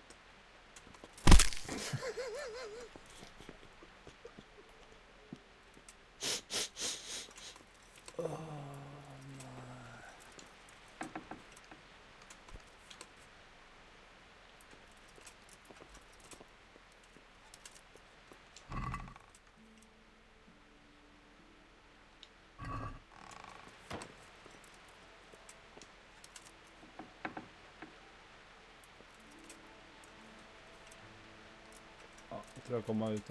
Oi. You there! Stop! Hey, you! Don't move a muscle. Surrender. No. You were seen picking a lock. Well, you won't forget this in a hurry, because it will take a nice pile... All right. All right. Give me all the...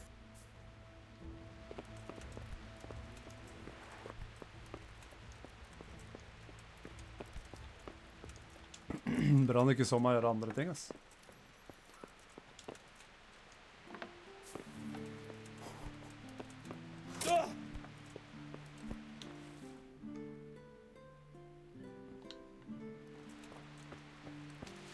Myrda en scribe, liksom.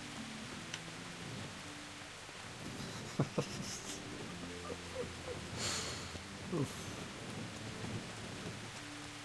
Det er ikke bra.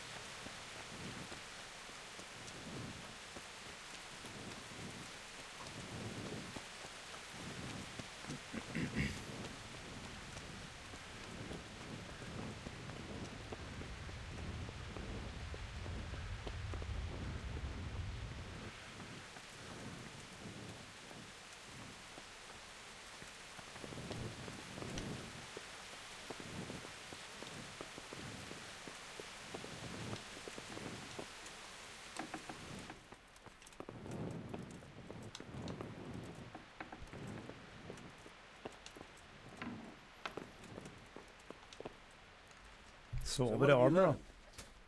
All sorts of things. There's some foreigner called Eric behind the counterfeiting ring, and someone highly placed at the monastery. The monastery? Really? That's what Yezek claimed. So it's worse than I thought. If this is true, we'll have to proceed with the utmost caution. Why? Can't we just go to the monastery to investigate? No. If the church is truly involved, I have no authority. So what will you do? I'll have to think about it. It won't be an easy nut to crack. I'll have to consult with Hanush. And what of this Eric? Who is he? I don't know, but he's recruiting armed men in Sasau and forming an army. Damn! So it looks like Pribyslavitz wasn't the end of it. It most certainly wasn't, sir. And what's more, Så mye forskjellig. Jezek is convinced this Eric is only a go-between, and there's someone bigger behind him. You should return to Sasau and take a closer look at those recruiters. If they're going to attack, we must find out sooner than last time. It might not be as straightforward as that. So Jezek didn't know them and has no idea how to find them. You'll have to manage somehow, my lad. Don't tell me there's an armed force amassing here and nobody knows anything. Go to Sasau and try to find them. I'm not sure where to start, sir. Then ask around the alehouses and inns, or at the Rathaus. Someone must have heard something. These things can't be entirely kept in the dark. Whatever you do, be careful, Henry. And best not mention my name. It would attract unwelcome attention. What we want is for the crimps to take you for just another village lad they can lure into their gang. All right, sir. I'll try to blend in as best I can. I know I'm asking a lot of you, but I know of no one else who could help as much as you can now. Sir, there's one more thing. Sir Jezek went with me without resistance, because I promised him he could come to an agreement with you. My boy, my boy. You make promises in my name? That could turn out very badly for both of us. But, if it can prevent bloodshed, why the hell not? We may well come to some arrangement after all, but I can't say yet what will become of him. You'd better run along. As you command, sir. Okay.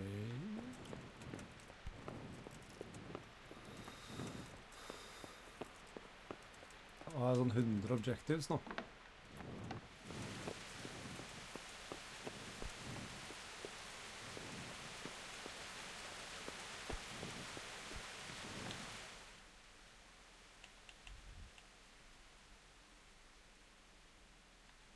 Det er bare i den ene byen nå. Ok, det er greit. SSSA bailiff about the crimps and as the innkeeper.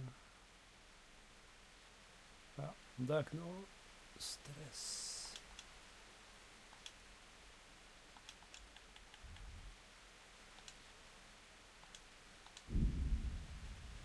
Kan jeg egentlig gå og spørre inn først da, for da kan jeg sove.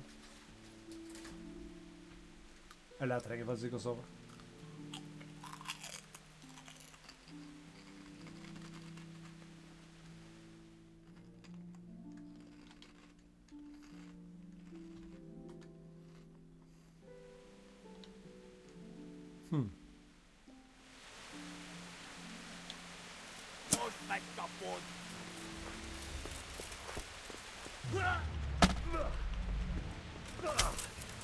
Innen kelet odaret hylje. Hát hol az a szedély?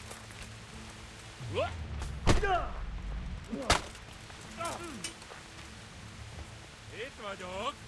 Ja.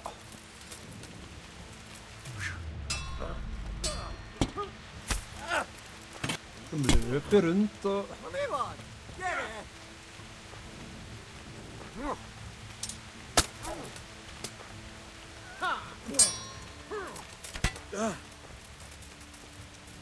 Mange av dem har det.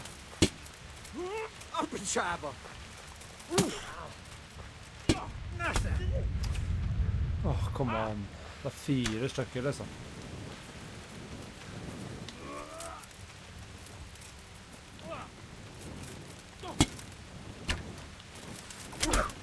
Ja.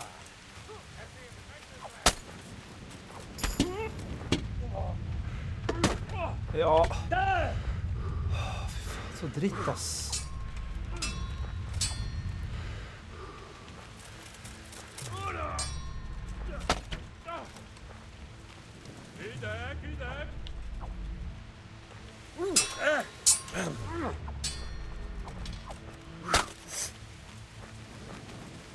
Det er så janky greier, ass. Bena.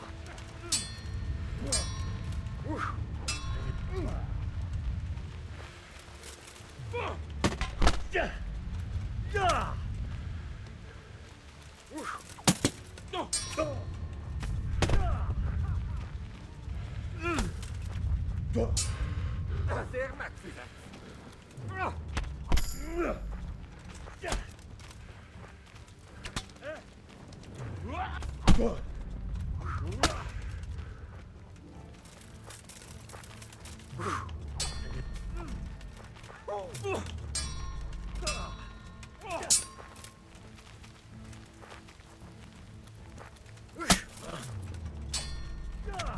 What's again?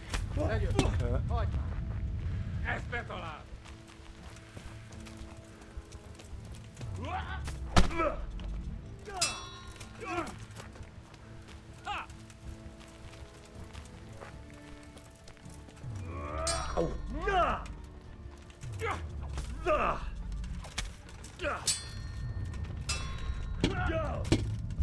Come on. And I get one.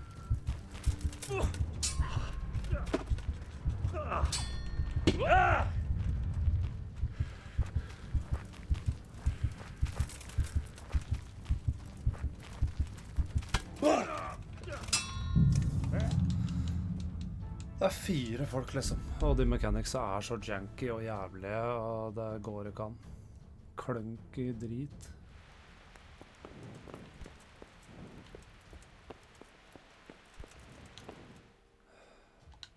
Jeg har tydeligvis en sove her.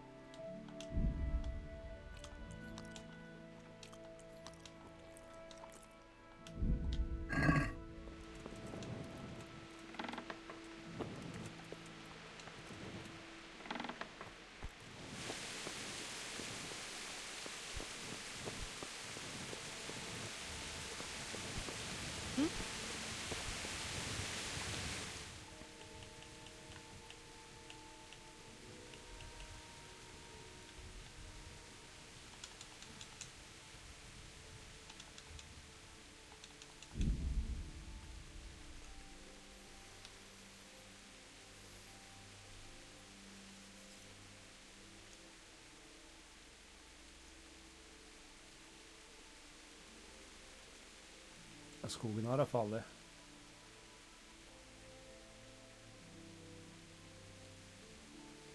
Da dere være på kvelden og dra rundt.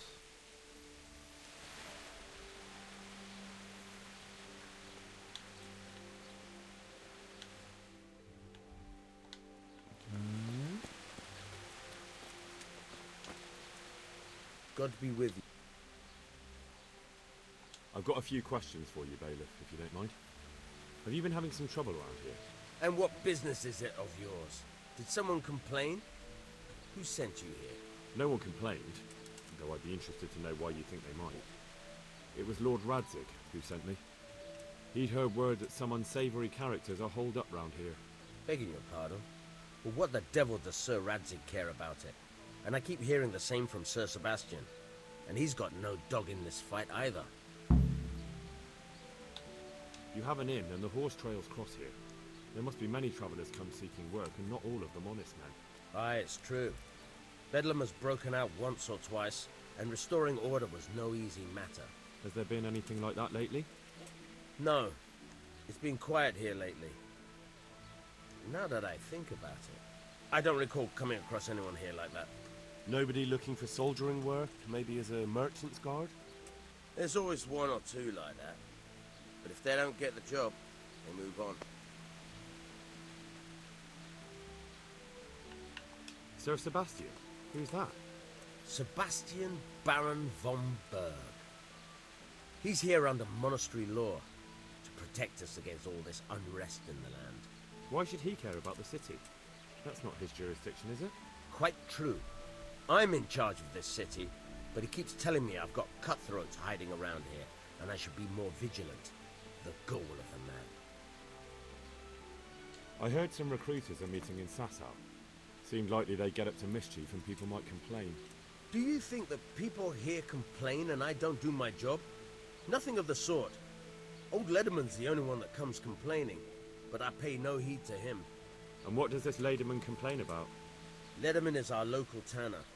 Lives by the quarry, which is where, well, some youngsters go there to wrestle. They go there to fight and that doesn't bother you? Why would it bother me? Much better to brawl there than in the tavern. At least in the quarry they can't damage anything but each other. And my catchballs go by there from time to time to keep an eye on things. Okay. Have you heard any talk of strangers in the town? Maybe people acting oddly? Nothing worth mentioning. Sure, there's been some talk about the miller. Folks saying they've been seeing him doing this or that, or people visiting him at night. But he's never done anything. He's a decent enough man. For a miller. I'll try asking him if he's heard anything. He lives on the other side of the river, by the bogs. But don't go getting your hopes up. He might not be able to help. Thank you, Bailiff. God be with you. Okay. Finne ut litt mer. Talk to the Sasau Tanner. Og alle de andre greiene forsvant, ja. Utenom det her, da. Nurse Simmons og The Crimps.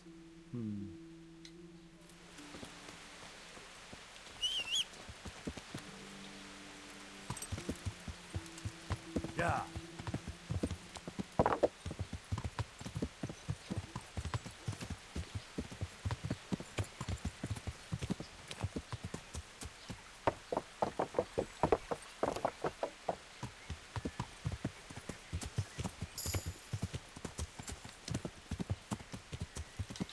Jeg har sjekket om jeg har noen levels her. Sword. Ja, jeg bare tar noe, jeg bruker ikke det komboen uansett.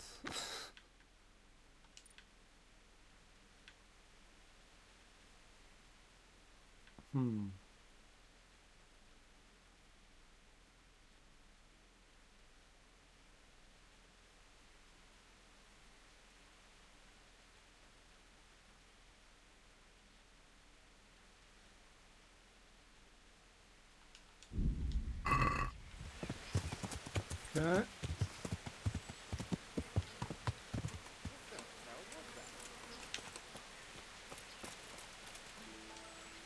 God be with you.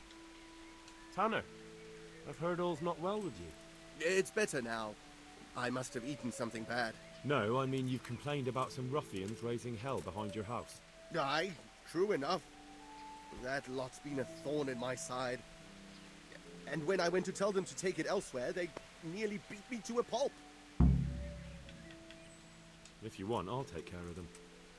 Well, you look like you could move mountains, but there are several of them and just one of you. Perhaps we'll be able to settle things peacefully. Maybe. They might think twice before kicking your arse. Perhaps I can reason with them. It doesn't have to come to blows. Well, break a leg, lad. Or better yet, don't.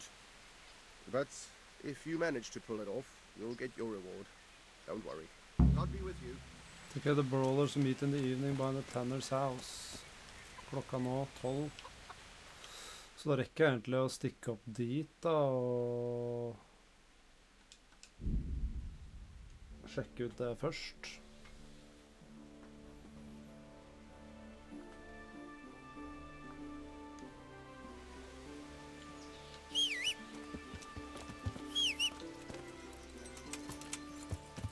Ok, så hvordan vei er det vi går da? Går over sånn og sånn.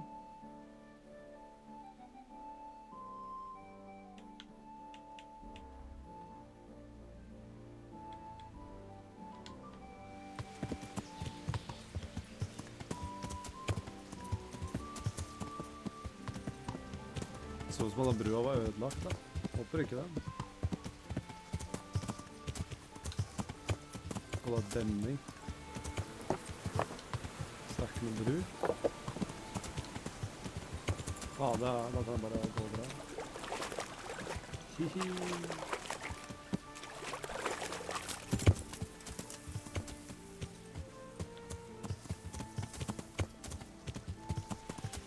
Yeah.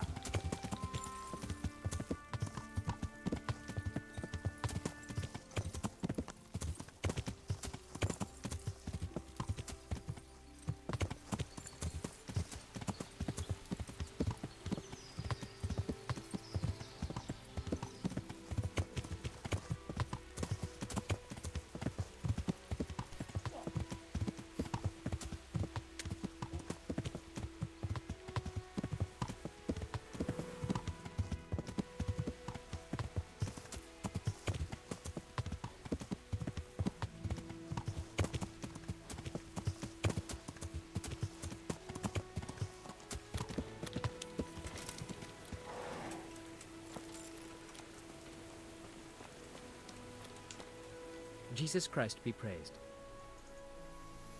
Listen, have you heard about anyone looking to recruit men around here? Or planning some kind of mischief? No. Come on. I know how it is with millers. I've been friends with a few and they hear all the gossip. So go ask them. I doubt their ears reach all the way here. Then it seems you're out of luck. Surely we can come to some arrangement. I don't much care for strangers. So, what do I have to do to get in your good graces, Master Miller? Well, if I heard from those Miller friends of yours that you can be relied upon, and you're not a complete dolt.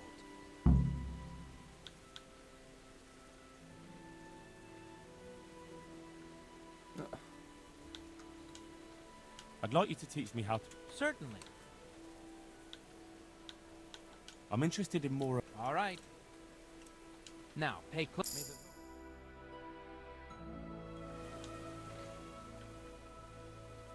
I'm Henry from Skalitz. I expect Peshek sent you. The tailor in Sasso has received some valuable brocade. Can you get it for me? No problem. Good. It ought to be at his shop.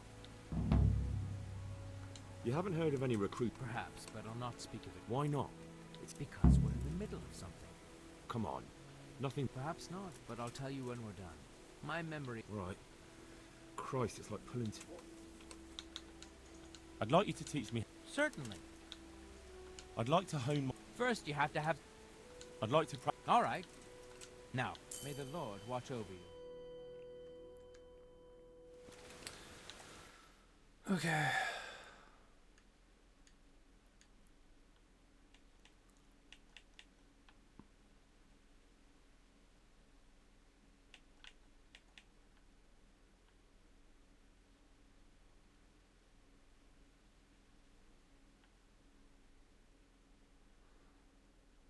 Så hva er det han sa? The Tailor in Sassa? Hva er det han sa?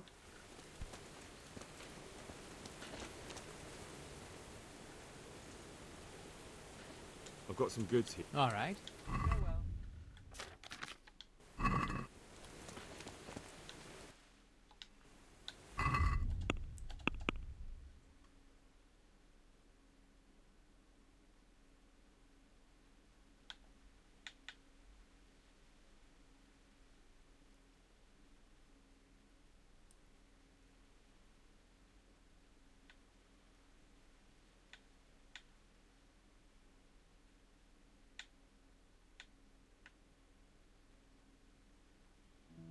Ja. Get Simon the Miller, the valuable brocade from the Sassa Tailor. Ja, ok. Roger that. Tailor, hvor er han da? Her. Ja.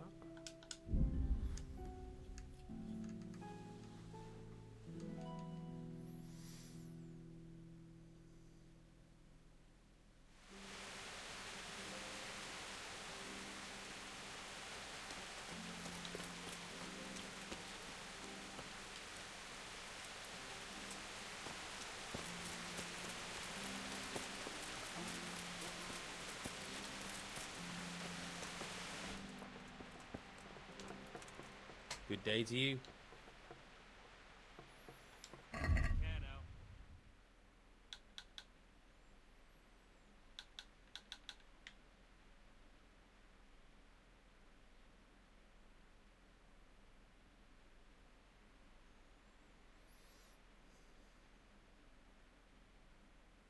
Får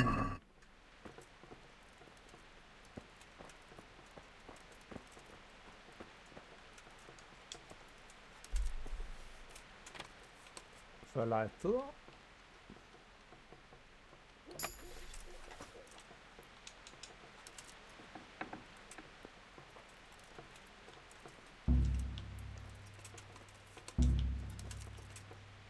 Very hard.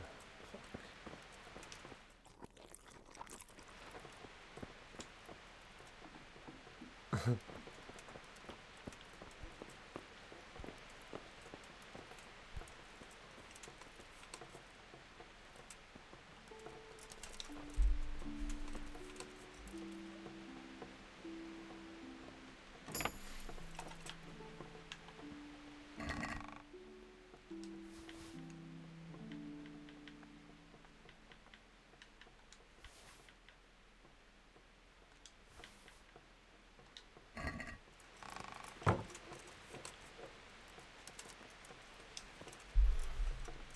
Må levele litt mer så jeg kan gjøre very hard, ass.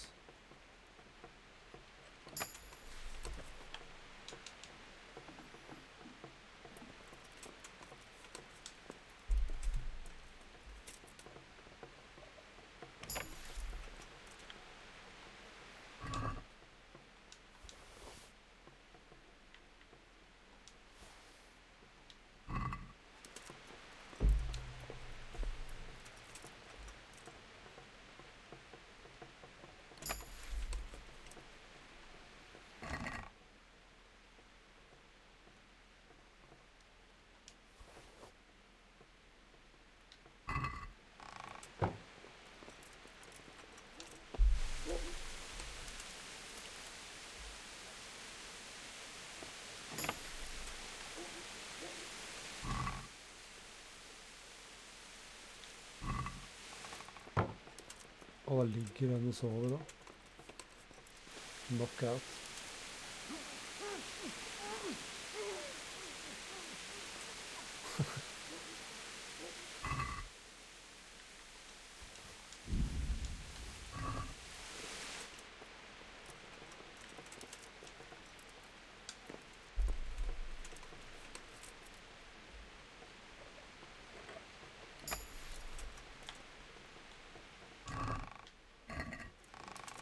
Ingenting, liksom.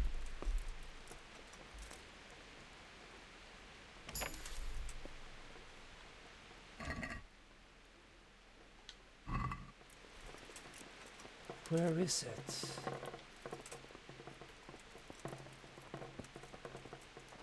Og kanskje jeg har nøkkelen til de der herrene. Nope.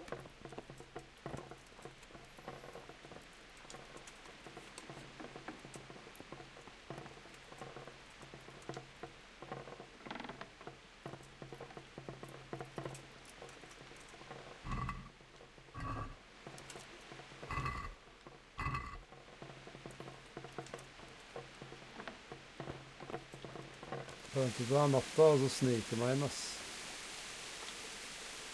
Ja, da kan jeg like gjerne gå og vente på de andre.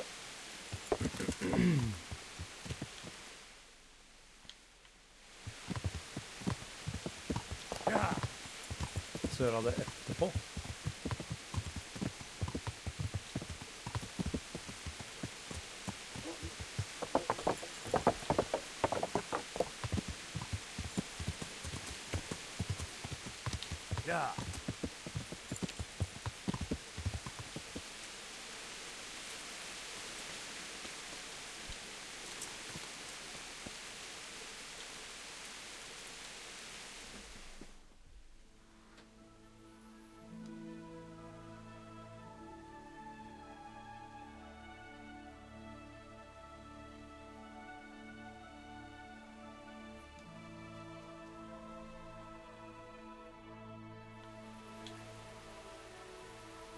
Det er han jeg knocka ut i sted. I'm looking for work, and I've heard someone around here wants fearless men. Do you know anything about it? I've heard they might be looking for a new knacker. So if you're not afraid of carcasses and the occasional pile of shite... Thanks, but no thanks. Word has it someone's hiring mercenaries and other fighters. Ah, well, you've heard more than I. The tanner sent me. He says you've been causing a commotion at night, and I thought I might convince you to stop. Ha! So all his whining finally found a friendly ear, did it? Let me tell you something first, Will. I'm the bailiff's man, and we're not doing anything wrong here. Old Lederman's only been whining like that since he lost a bit of silver. Didn't bother him before that. He told me different. Ha! Of course he did. Otherwise no one would help him. Go ahead and ask the lads. They'll tell you the same. It's God's honest truth. I'll take you at your word. But what should I do now? The way I see it, you've got two choices. Screw that old liar and leave him be, or get down to business.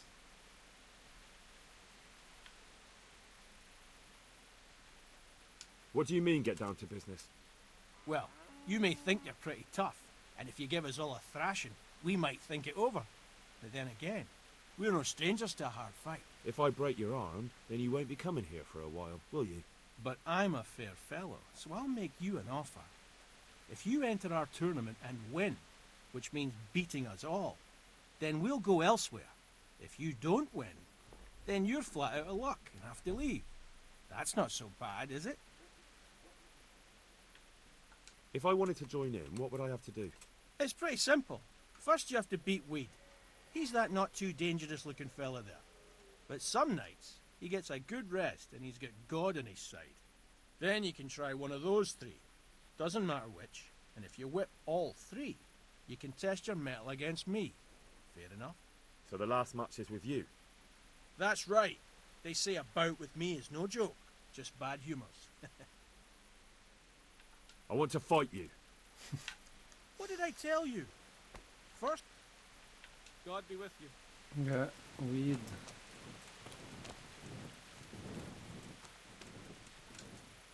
God be with you.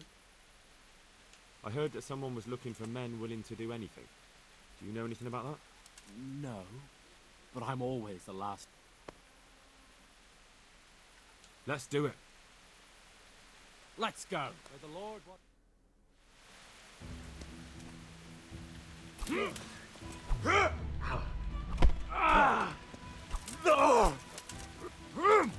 Ow!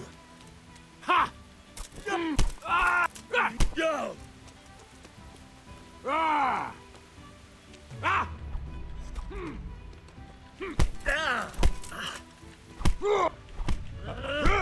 får juling av han, liksom.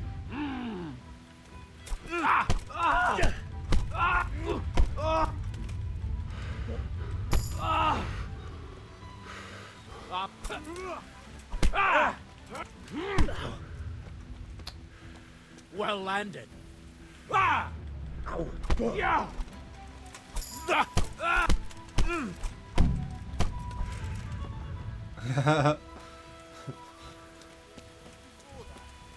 He's talking about that scrapper from Ratty. I didn't see... Jesus Christ, people. I've heard that someone's looking for men willing to do anything. Do you know anything about it? If I knew you better, I might tell you. But as things stand... Let's fight! That wasn't bad. May the Lord watch it. Go!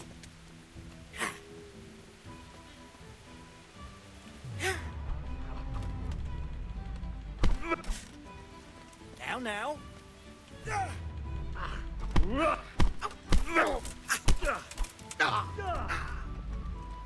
Fucking hell.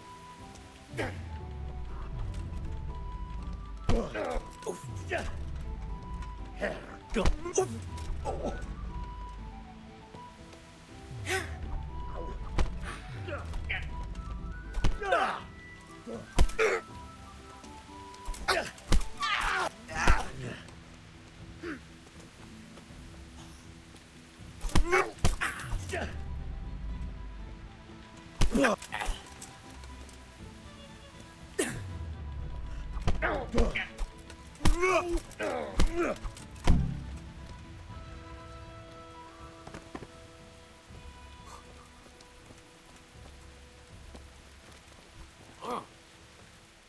I heard that someone... No. the Lord watch over you.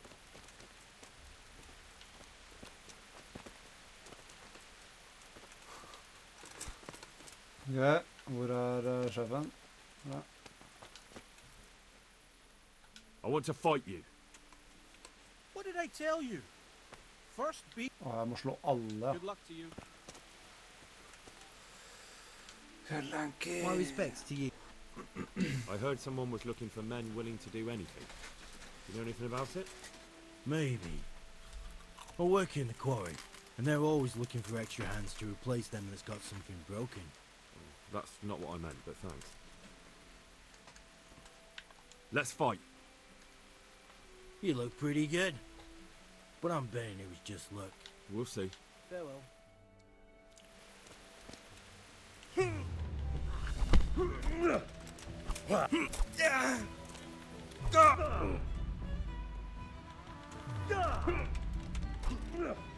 Missed.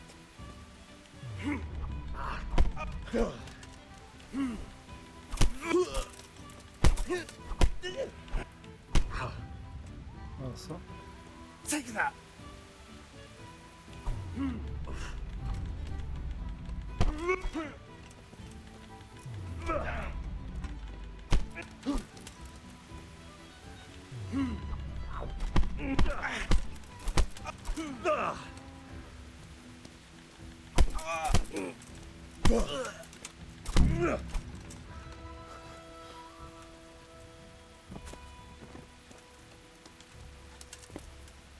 Banker dem opp, ass. I've heard that. If I knew. Han bare har allerede fighta. En stump, da. My respects to... I heard that some... Willing to do anything? Meaning what? Something filthy like helping the knacker? I wouldn't know. That's not what I meant, but all right. Let's fight. That wasn't bad. But now we'll take it up a notch. God be with you.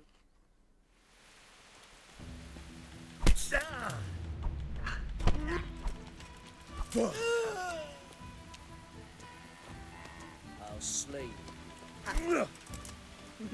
Now.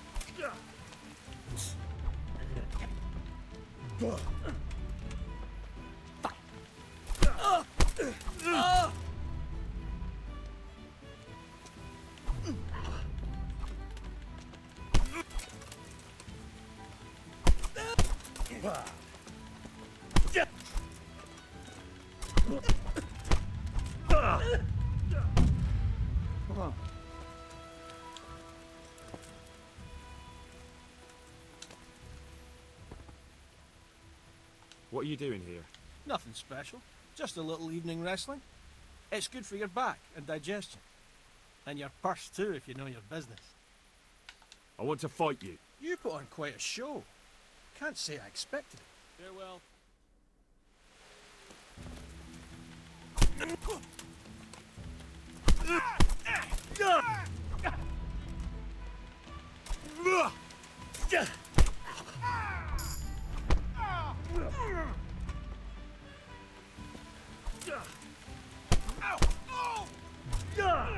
I toeren nå så var han vanskeligste, liksom. Eller han siste, han var den letteste.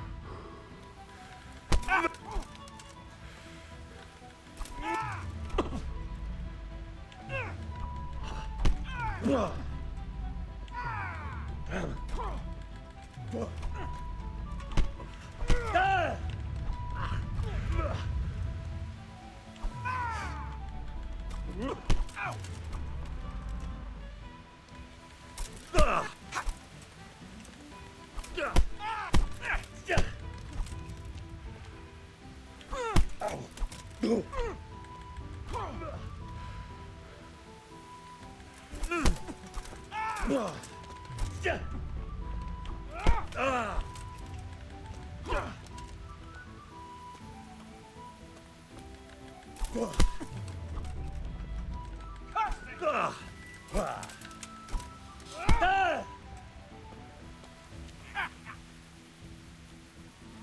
Had enough!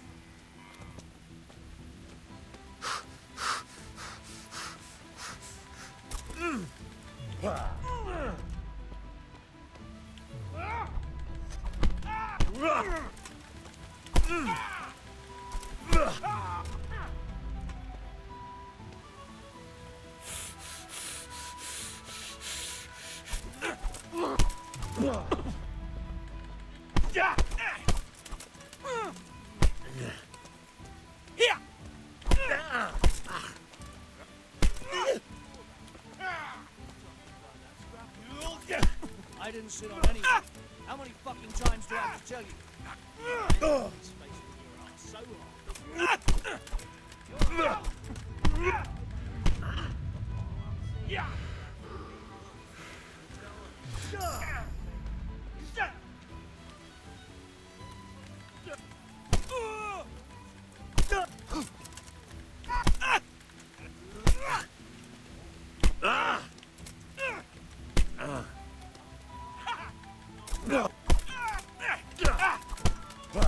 Var over. Her da. Endelig, ass.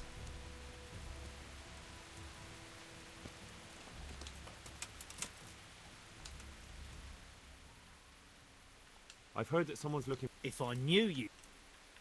God be with you.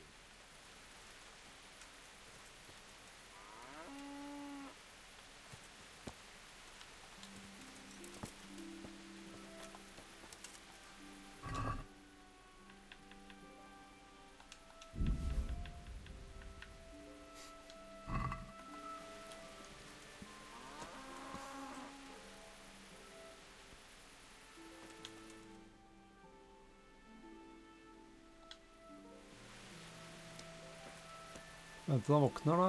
Hvor mange er klokka nå?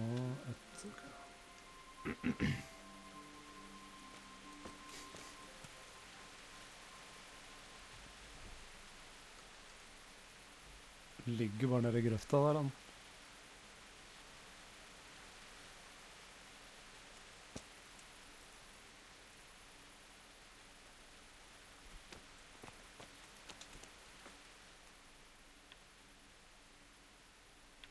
Look here, lads. I hope I won't be seeing you around here again. Go and find some other place for your games. All right. We'll go.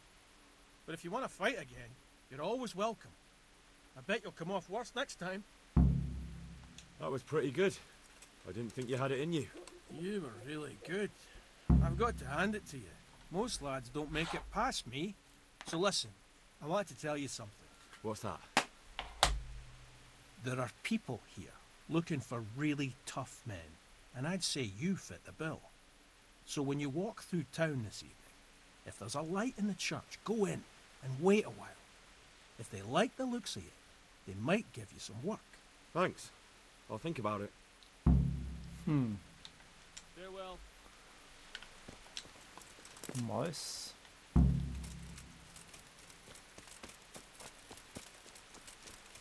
Men først så må jeg jo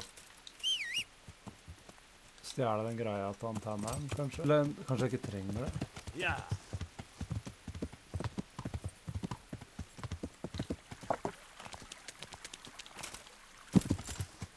Taileren, mener jeg.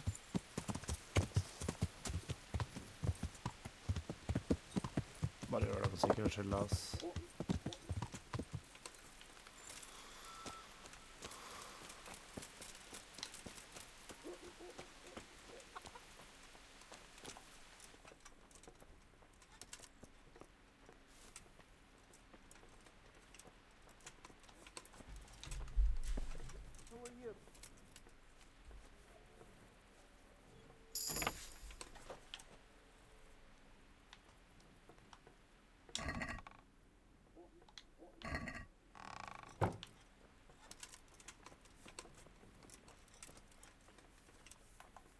Hey, what are you doing here? Get lost. What the? Ja, flytta da. Hey, You, stop right where you are. Så dårlig, ass. I warned you. You should have... Oh well. You paid...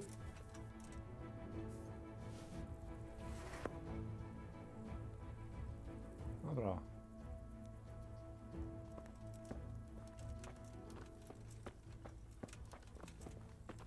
Hey! You've no business here. What's up? Do you need some help?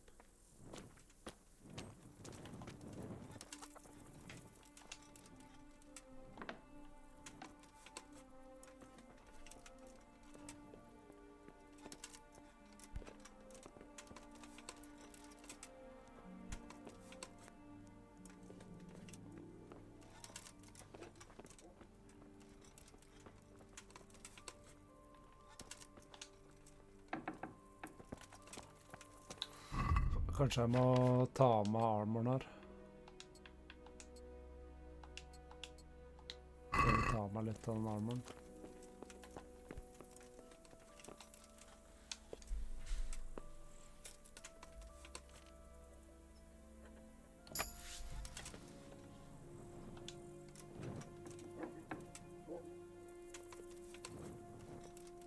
Å, det var loft også, det så jeg ikke.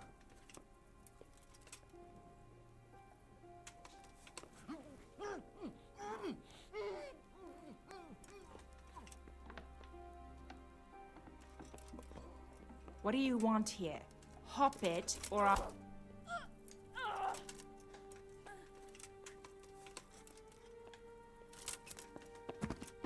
What? What do you want here?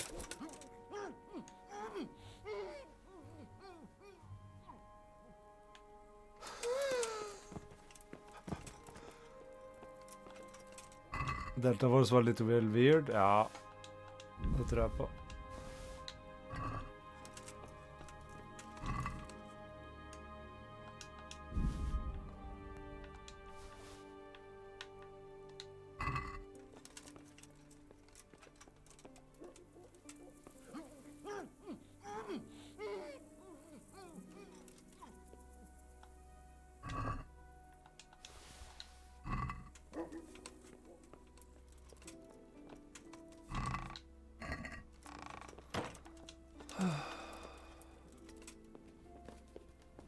Jeg har sett litt på det.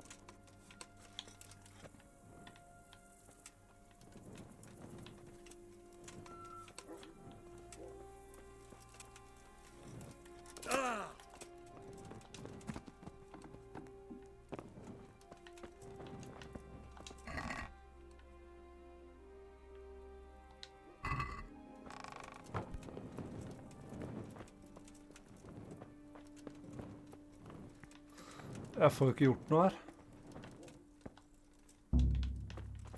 Nå driter jeg i det, ass. Hva var det neste jeg skal gjøre nå?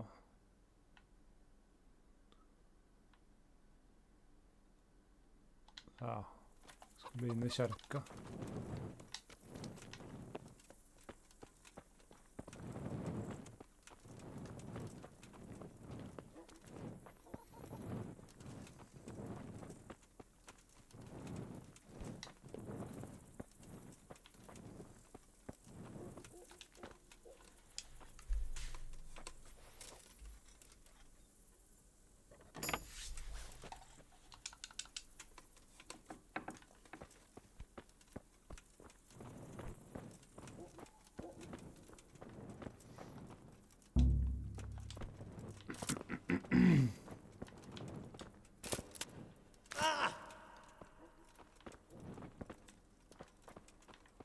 Mye penger er nå ordentlig, ja. På nettet. Hallowed be thy name. Thy kingdom come. Thy will be done on earth as it is in Amen. heaven. What? Det er han Punch, er det ikke det? So, you've been looking for us, eh? What is it you want? I hear you're hiring men who don't mind getting their hands dirty. Is that so? And where did you hear that? Taverns and the like. People talk. Well, that's a pretty tale. But no one in any tavern told you to come here and wait, did they? So let's have it. Who told you?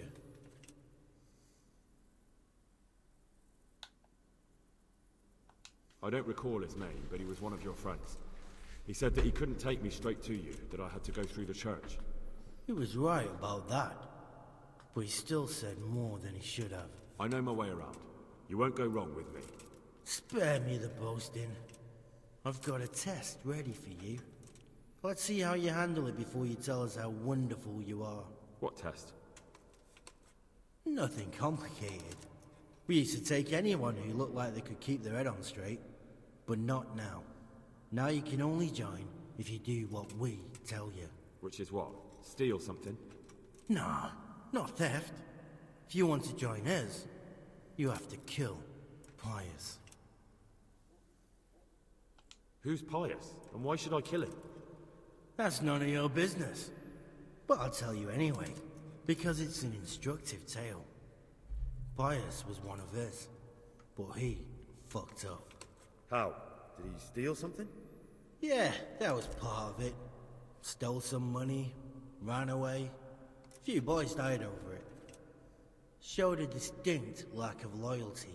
Jeg hører at And nå er as i soon as he's kjerka. dead, you can join us. Ekko. I have to find him first.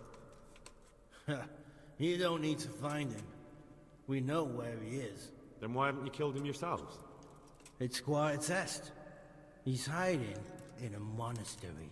With the stable boys? It's not hard to get into the grounds. No, not there. Well, he would have been dead long since. He's in the, cloister, or whatever it is. But only monks can get in there. Just monks and Pius. He's an educated bastard. Seems he used to be a priest, but it didn't quite work out. And how am I supposed to get into the cloister? You'll think of something. Maybe there's a secret passage. I've heard there's some cave underneath. The cave of St. Procopius. There might be a way into it from outside. And do you have any other ideas besides secret passages? Well, there is this one fellow been hanging around the taverns. Supposed to join the monastery soon. Might be he could help you somehow. I'd try talking to him if I were you. And if he doesn't help, knock him on his ass and take anything he's got that you could use to pass yourself off as him.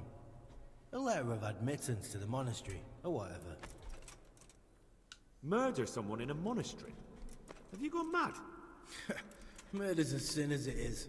Doesn't really matter where you do it. Yes, it does. I'd be spilling blood on hallowed ground. Well then, knock him senseless, drag him outside, and finish him off where it's less sacred. I don't give a damn where you do it, just as long as he ends up dead. And do you have any other test? We're not hiring stable boys. We want men who are prepared to do anything. And this is the toughest task we've got. So how many men have you already sent? Just a handful. And what happened to them? Did they hang? Just the first one. The others turned tail. Guess they didn't have the stomach for it. How will I recognize Pius? He won't have been there long. He should be the only new one there. But what if there are others? What does he look like? Normal. He always went about well dressed and had a fine looking dagger. Yes, except he'll be given a robe and they'll take his knife. Then you'll have to try and figure out which one of the novices it is, and get him to betray himself. Try getting him drunk. Then send him straight to hell. Get him drunk? In a monastery? Where better? There's more wine there than in the royal cellars. And I doubt he suddenly stopped drinking. Fine. So I've got to kill Pius. He's in the cloister, and to get into the cloister, I'll need to enlist the help of some boy who's joining the order, right? More or less. And now the main thing. The main thing is to kill him, isn't it? Of course. But that's not all. All hell's gonna break loose in the monastery after the murder. So, either make sure nobody finds him, or hightail it out of there quick as soon as the job's done. But better if they don't find him right away. And what else? Should I come back here afterwards? No. Before you run for it, take his special dice and bring it as proof that you killed him. And if you can get him to tell you where he hid the coin, bring that as well. Bring his dice and the money if I find it. And where should I bring it? From the monastery, head east across the river. There'll be a swamp where you'll find a fire pit. Go there at night and light a fire. Make it nice and big and we'll show up. Take the dice and the money, and then tell you where to report. Got it? Right, I'm to slip into the best guarded place in the entire region and kill someone. Take his dice and money, and then go to the swamp and wait by the fire. Yeah, that's the idea. Well, you can at least say a few Hail Marys for me. I'm gonna need all the help I can get. And remember, we'll be keeping tabs. So don't you try to run off, alright? See you later.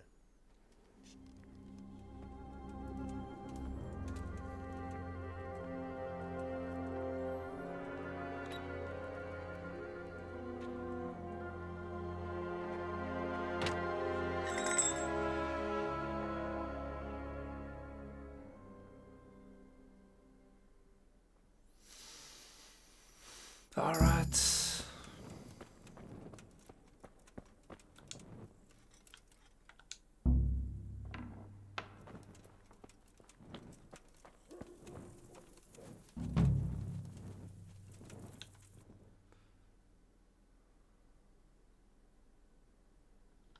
Ja, dra dit da.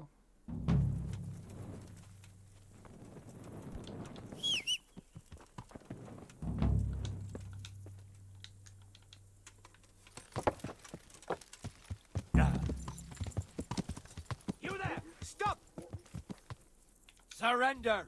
You've committed the crime! I've got you, you bastard! Who the hell do you think you are? You should have thought twice. All right. You've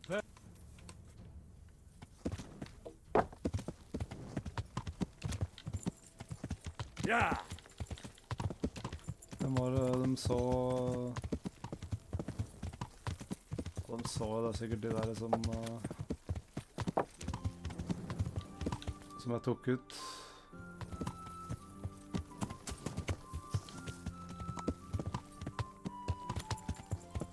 Ja! Hvor det brua da? Right here. Ja! Ja!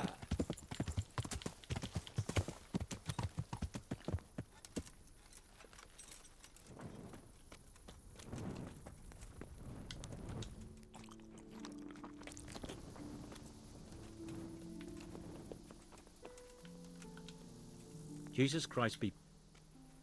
You wouldn't be Carl by any chance? No. God be with you. God be with you.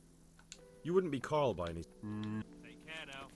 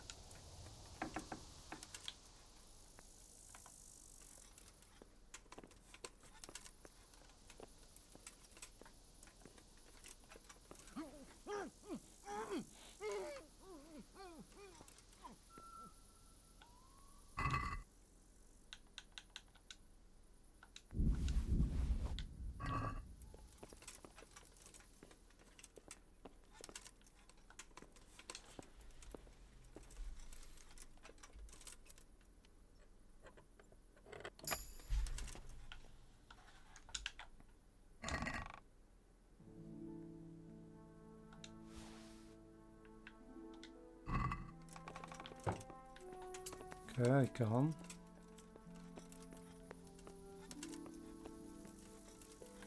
Der mitt sted.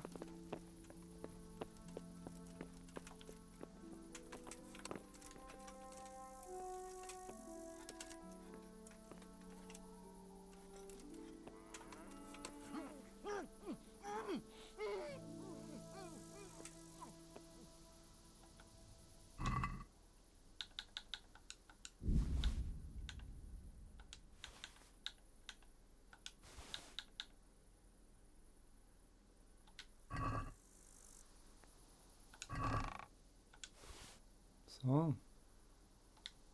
Vent.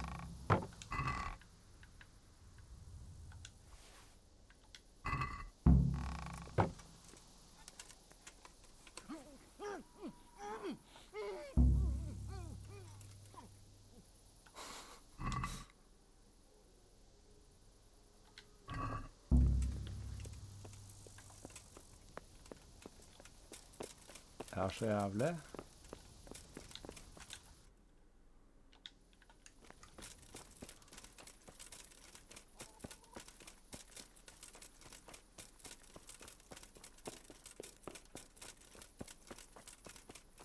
Jeg tror nok det var det letteste måten å ha det på, ass.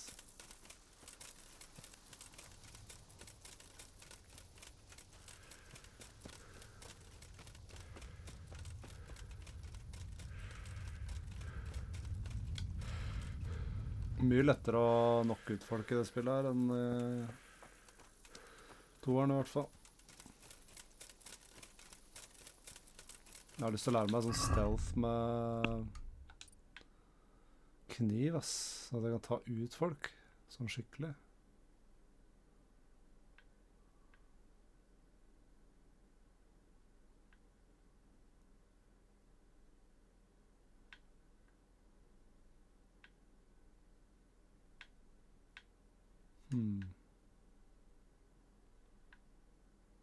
Brute.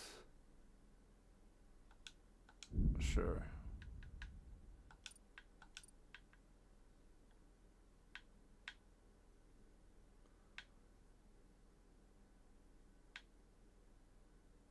Yes, mule.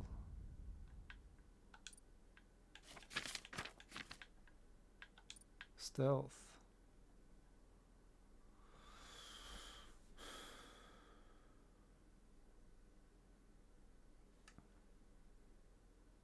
Yo, female dog. Bitch, mener du? What up? Allows you to kill from stealth, then are nice. Crush me at the movie. Du er polite, ja. Yo, yo. Tar den der, ja.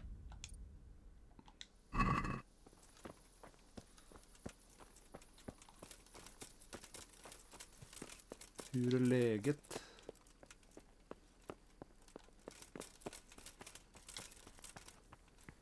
Where the hell were you brought up? Don't you know you have to have a light after dark? Er han her han prater What are you med? doing here? Good. Get going. You! Ja, Stop right where you are. greit. Ah, shit. I've had enough of your shit. You should have thought twice. Hey. Oh well, all right.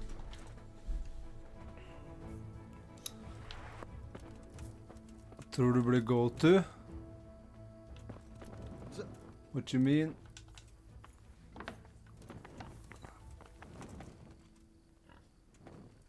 Usikker på om det er jeg eller team som suger i kod. Call of Duty er ikke akkurat...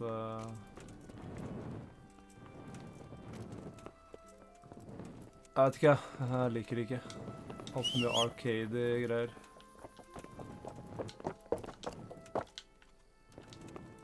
Det kan være litt fun noen ganger da, hvis man er flere og... Jeg vet ikke om du spilte Warzone da. Hva skjer nå? Får jeg en marker til borte her? Kanskje jeg burde gjøre det. Sover først.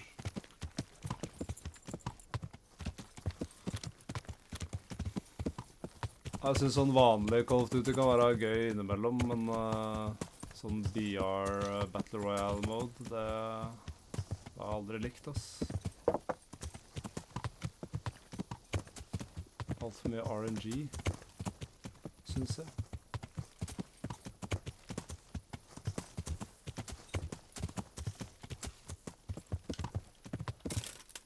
Hvordan kode jeg spilte? Det siste jeg spilte, så hva var det, ja? Det er ikke noe av de nyere nå, men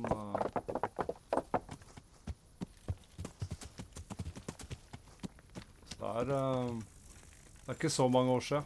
Jeg vet ikke om det det forrige eller det før der igjen. Det en av dem i hvert fall. Men da var vi en del folk da de spilte det, og da var det gøy. Bare level opp våpen og gå rundt og braindead, bare skyte folk.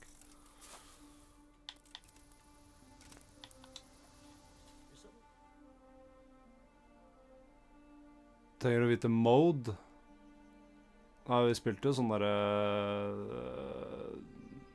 domination og alt mulig. Alle mulige forskjellige modes, egentlig.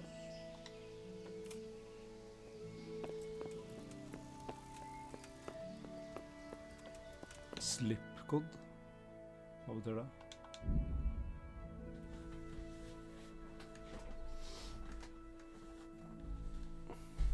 Skal se hva det heter.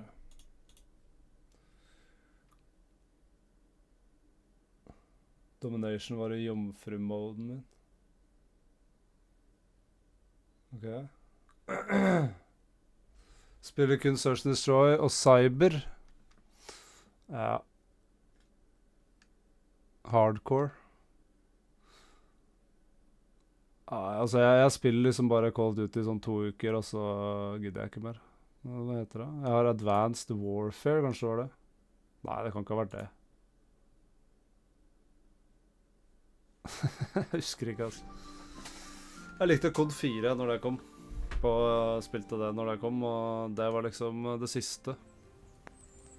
Chase Unlocks. Ja, jeg gjorde det, ja.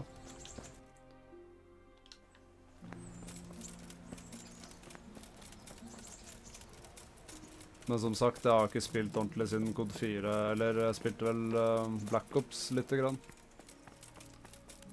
Men jeg er ikke noe Code-spiller, ass.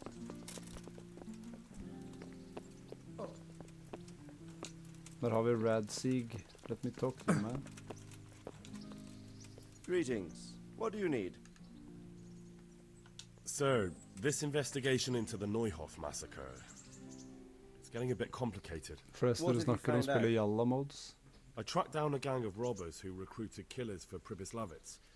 They know the Horsons who torched Neuhoff. Ja. That's excellent news. Did you find out any more? So far, not much. If I'm going to infiltrate them, I have to do what they say. That means murdering one of their former cronies, a fellow they call Pius. Apparently he was at Neuhoff too. You have to kill a criminal to prove yourself to them? Huh. I don't much like the sound of it. That's not the worst of it. This Pius is Jeg spiller bare vanlig, hvis jeg spiller, så spiller jeg bare som vanlig mods. Domination og Deathmatch og sikkert Search and Destroy. Good God above, that's another matter entirely.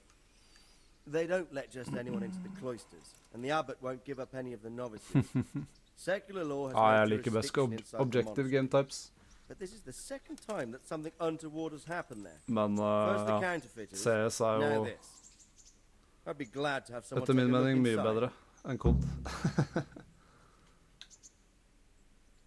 What should I do with Pius once I find him? Don't kill him. Fordi det er ordentlig Bring him to the kompetitivt bailiff in og Ratte. clean. He'll interrogate the man and give him a fair trial. It doesn't sound like an easy task, sir. Getting into the cloisters, finding Pius, and then getting him to the bailiff. Far from it, lad. But I have confidence in your abilities. It seems like the only way to find Pius is to join the order. Damned if I know how, though. A bit of meditation For and Claver learning spiller will do you CS og good. spiller litt TDM. It's really the only way to get to him. Altså jeg spiller, til og med jeg spiller deathmatch, sorry, I can't ikke be of team much deathmatch, men deathmatch hvis jeg varmer opp Sadly, liksom. my Men det er sånn relations with the halvtime warm-up, og så monastery spiller man aren't ordentlig matcher. Congenial. You'll have to figure something out for yourself. Goodbye.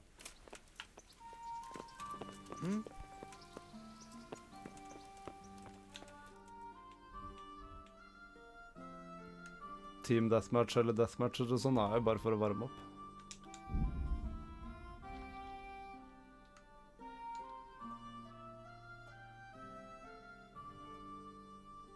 Skyte mye folk på kort tid, sånn at du varmer opp aim.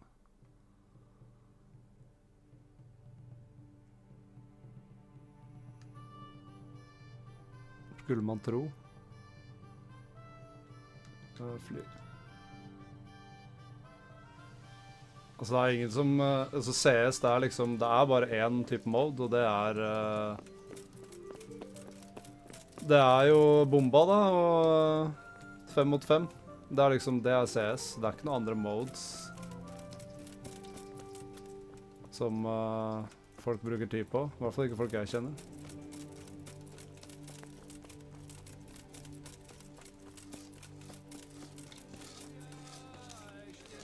Hvem jeg skal prate med her nå? Han her?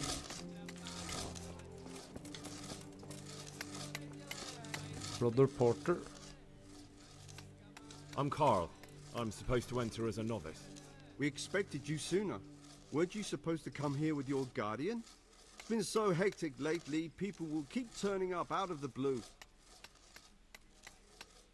Tried to find out who came before me. He gave me the papers and left me at the gate. You must be used to that, though. I'm not the first novice here, am I? But that wasn't very considerate of him, was it? It's been so hectic here lately, novices arriving one after the other. The last one didn't even have a letter, and you'd think his backside was on fire, the way he kept looking over his shoulder. You took him without the letter? You didn't find that suspicious? My guess is he wanted to hide from someone. But he's a priest and knows how things work in the monastery. So there was nothing to prevent him from being accepted. In the Holy Church? You're a different case, though. Are you able to read? Naturally. I wouldn't be here otherwise. So then, are you ready to enter the Order of St. Benedict and renounce forever the temptations of this world? I am. Then you must rid yourself of Men la all oss your respektere worldly hverandre. possessions. Sell them or Ja, give them to jeg har the ikke poor sagt and needy noe or donate them to the monastery. disrespectful oppe. Det var ikke meningen. Inside the gatehouse is a trunk in which you will find monks' robes. Put away Altså, jeg all your mer sånn possessions hva and andre dress gjør. Det yourself to the har habit. ingenting å si for meg, Then you egentlig. may rest a while. Live While your I life. go and see the prior to arrange matters for your acceptance. Good luck to you. Ja. Jeg synes ikke COD et kompetitivt spill, jeg da. Så jeg har... jeg synes ikke det for meg i det hele tatt. Alt for simpelt, liksom. Det gøy innimellom.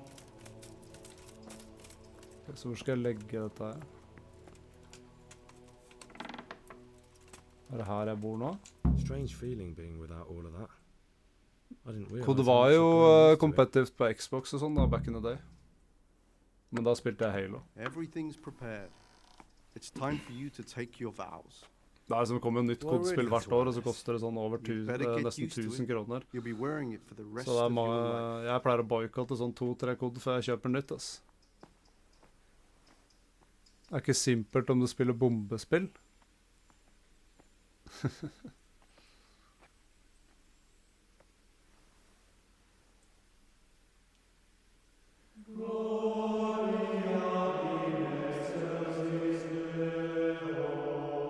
Altså, jeg kjenner folk som gode i mange spill, og som prøver CS. Og de skjønner ingenting, liksom. De skjønner ikke hvordan man treffer i det hele tatt.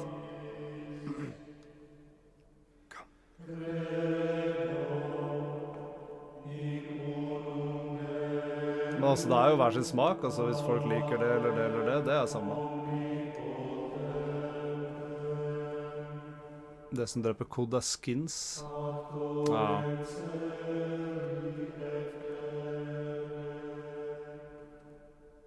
Ja, det jo bare... Altså det som skins har vært i CS ganske lenge. Og jeg har brukt veldig lite penger på bokser og sånt nå i forhold til veldig mange andre. Fordi at for meg så har ikke det så mye å si. Så lenge det liksom skins, så det liksom bare opp til hver enkelt person. Altså hvor mye gidder man å kjøpe helt unødvendige ting for å spille, det helt greit. We have gathered here today to welcome a new novice into our midst. Jeg synes det verre med sånn pay-to-win-shit. Dear brother, forget your former life and embrace your new nesten vocation ingen gode in the spillere som community of the monks of St. Benedict. Altså det flere noobs i CS som har bra skins enn gode, utenom prosa. Ettersom det jeg møter i hvert fall, når jeg spiller. Kommer ikke inn i CS før CS2, ja. These are the cornerstones and succor of our order, which on this day shall become your own. Jeg spilte med CSGO, men jeg har ikke vært så veldig aktiv på veldig mange år. Jeg spiller, altså hvis det liksom folk jeg kjenner har lyst til å spille 5-stack og sånn, så er jeg med da. Men det er ikke noe aktiv. Da blir det Battlefield.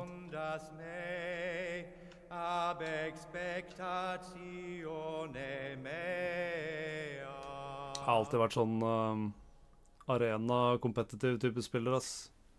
Halo, CS. Og så likte jeg å se på Quake. Men også jeg liker sånn simple spill. Der hvor det er liksom, det er bare pure skill. Og alle er liksom like. Det handler bare om deg selv, liksom. Kline spill. Et non confundas me ab expectatio. Han klarer seg fint, da. Henry. Problemet med kode i dag er at de skal adopte det Fortnite. Accept your new name, brother Gregor. Så jeg likte faktisk Fortnite også, for at det var, men det var mer sånn pubstomping. Og det var litt kult, fordi at siden det er BR, sånn i forhold til PUBG, så kunne du bare bli snipa plutselig uten at du vet at en fyr sitter i en busk. Men i Fortnite så var det sånn veldig mye mindre sjans. På grunn av at du kunne bygge, så hadde du mye mer kontroll over det å oppleve. And tell you what you can expect and what your duties will be. Kule skins og tracers. Ja, men det er sånn det er å tjene penger på, vet du. Thanks for helping me out during the ceremony. I had no idea what I was supposed to do. Microtransactions. You don't know Latin, do you? Det er jo bare ikke bruke penger på det. Work in the scriptorium will teach you fast enough. Why exactly are you here? Was it your choice? Or did someone force you to come? Opp til oss gamle kunst og motvirke, da. Being here in the monastery is my dream come true. Being a monk is so Altså, folk har lyst til å bruke masse penger på skins som ikke gjør noen ting, annet enn å se kul ut, så er det samme for meg, ass. Jeg har gitt opp den fighten der. Det eneste jeg kan gjøre er å si hva jeg synes om det, liksom. Jeg gidder ikke å bruke tusenvis av kroner på det greiene. Though I must say, so far the monastic life's been quite unexpected. Og andre gjør det samme, ass. Let's go then. Waste of money. Good. But before we do, here's a letter directly from the prior telling you all your regular duties from tomorrow onwards. Make sure to read it this evening, so you know how things work. Right, we can go now. Follow me closely. I'll explain everything as we go. Krysser fingrene for at Halo bytter engine og får Destructible Buildings Armor, slenger ut en Battle Royale campaign og bedre ikke Battle Royale. Not your own bodily needs. Håper jeg. Men ja, jeg håper de lager et sånt spill de kan bygge på.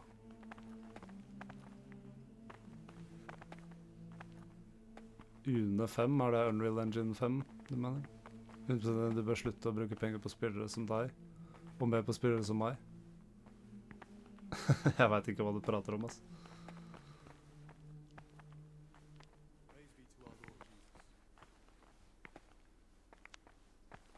Jeg sitter her og spiller middelalderspill, jeg nå. This is the way to the dormitory, where we all sleep. You'll find a free bed there, which is now yours.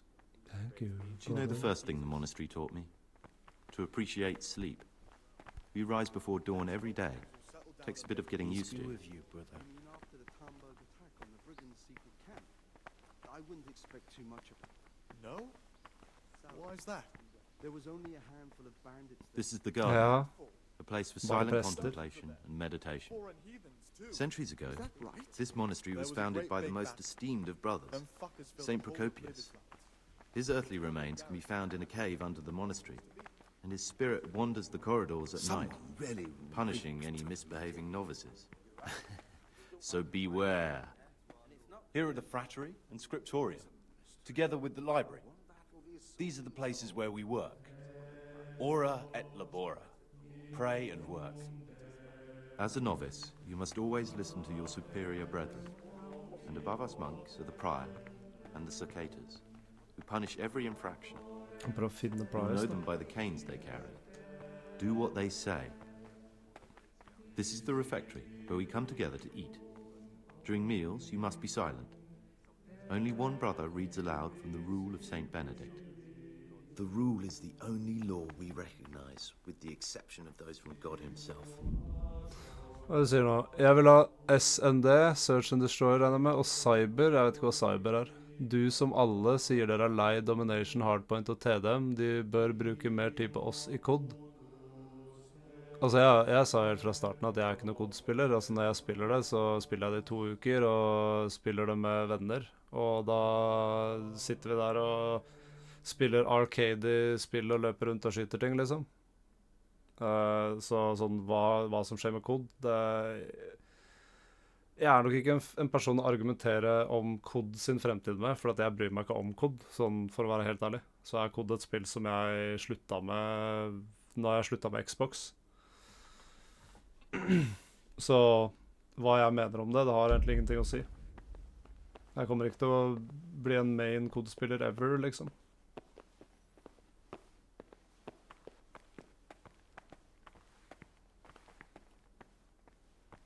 Jeg kjøper ikke, har ikke kjøpt kod på flere år engang. A trove of learning. We don't just read books here. Men jeg snakket om microtransactions, hva jeg synes om det. You too will learn how. Det er sånn der, ok, andre kan bruke penger på det om de vil. Samme for meg. Jeg kommer ikke til å kjøpe masse skins. Det var det jeg sa. If you need anything, ask any of the brothers. We'll be glad to help you. And I recommend you get to know the other novices. You already know me. Then there is Siskin, Yodok, and Lucas. Thanks for showing me around. There's a lot to learn here. Det er et problem i alle spill. Til og med Taco har tatt den, og da mener jeg microtransactions, liksom. Altså, jeg vil ikke påstå at det er et problem, altså kanskje et prinsipielt problem, liksom. Altså, hvis jeg skulle liksom stemt på noe, sånn her er jeg for eller mot greiene der sånn, så hadde jeg kanskje stemt mot, jeg vet ikke. Men for meg så er det bare et problem fordi at enkelte folk bruker alt for mye penger på det. Men hva andre folk bruker penger på, det har ingenting å si for meg. Så det er sånn der, så lenge det ikke er ting som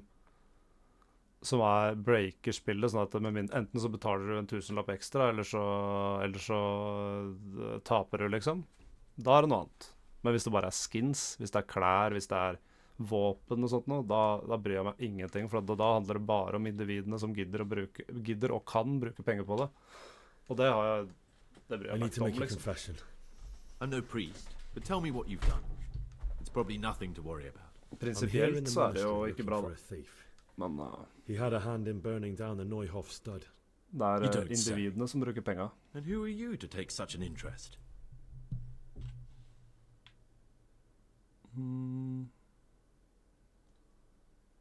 It's not important. That's not important.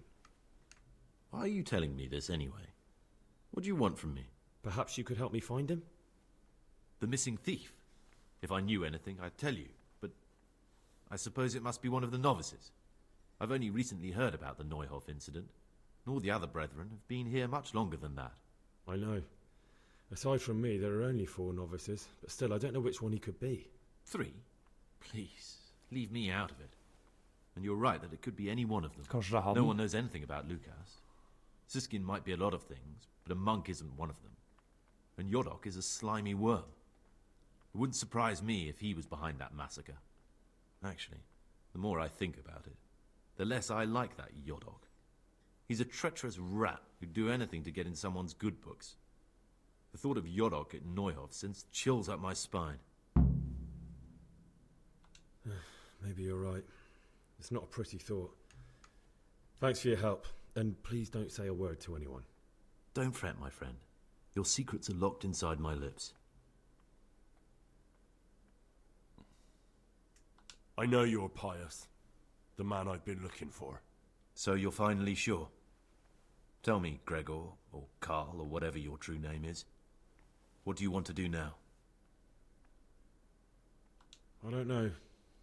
I'm not sure what I should do. Well, at least you're prepared to think and not just play bloodhound for a pack of nobodies. and I'm glad you have your doubts. I don't want to be like the people I'm looking for.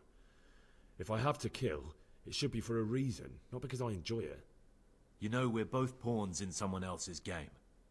They have plans for us, but we don't have to let them use us. We can just forget all about it and go our own way. I was a bandit, and I was at Nyhoff. I've robbed and stolen, but I swear to God I've never in my life slain innocent people.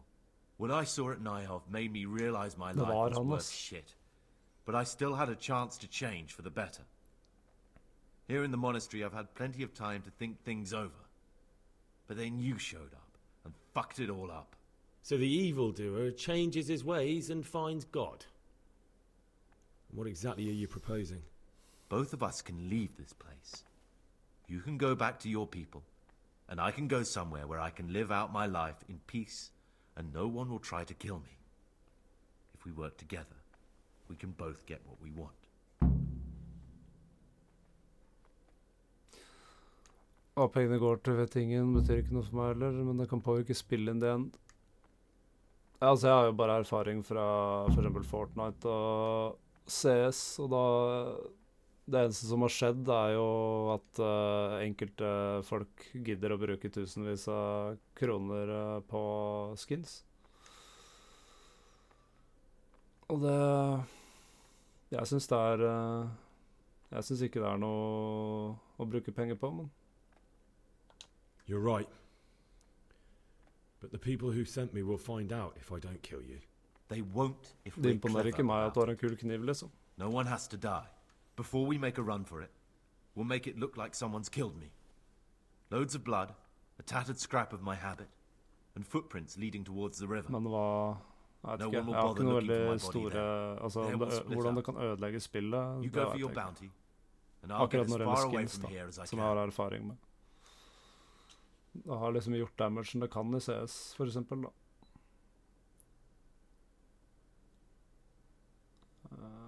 Good. Let's do it your way. Good.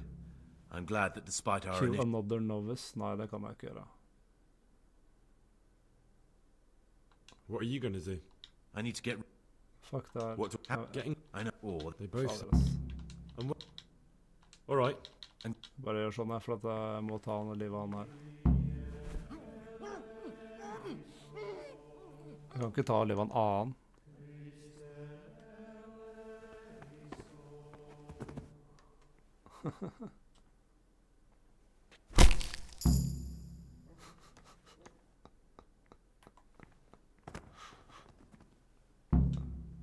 Nei, altså, jeg skippet på grunn av at jeg... What? Kill a different novice? Ja. For at han den som har vært bandit. Og jeg vet ingenting om de andre novice-gutta, vet du, så... Hvorfor skal jeg drepe noen andre?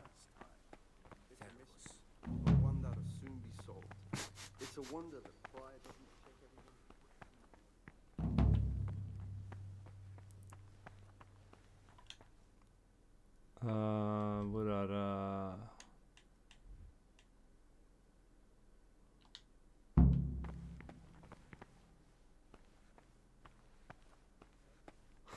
Bring the bandits proof. Fader. Kanskje han burde lute han karen.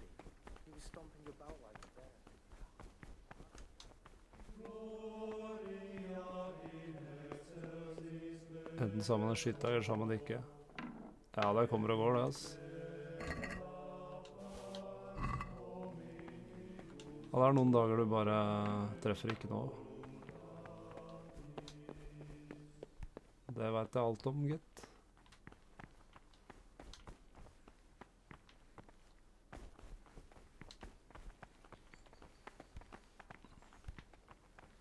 Ja, så det mye som spiller inn, ikke sant? Det kan være deg selv, eller det kan være noen opponents du møter som konter deg akkurat der og da. Og så, for eksempel, hvis du begynner da, så møter du noen som enten bedre enn deg, eller som bare har en riktig timing, og så blir du irritert, ikke sant? Og så blir du frustrert for at du ikke klarer noe. Det betyr ikke at du nødvendigvis bedre enn deg, men altså alt liksom relativt, ikke sant? Men så kan du få dårlig fokus på grunn av at du har ett dårlig game, og så bare spiller du dårlig resten av dagen. Eller det kan at du bare du ikke har generelt fokus. Altså det er mange muligheter der. Altså det er ikke, for meg så er det ikke så enkelt at det bare fordi at man taper mot en person, så er den bedre enn deg, liksom.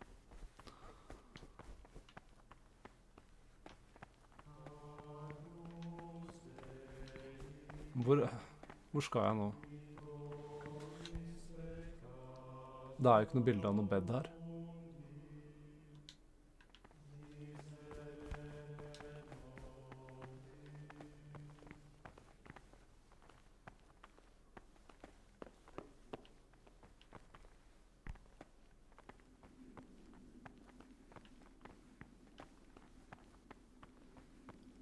Skytevegring. Største feil i både CS og kode. My kind of code er veldig likt CS. Det er moment som er ulik. Ja, det som er forskjell er jo det at CS har litt mer mechanics når det gjelder hvordan du skal aime, hvordan du skal spraye, liksom. Mens kode er mye at kulene går rett fram. I forhold, i hvert fall, da. Altså, du har jo så klart recoil, men jeg aner ikke hvordan jeg kommer ut herfra.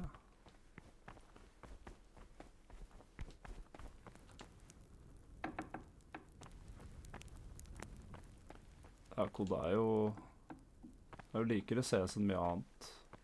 Det er jo det at man tåler lite, og Search and Destroy-moden er jo veldig likt CS.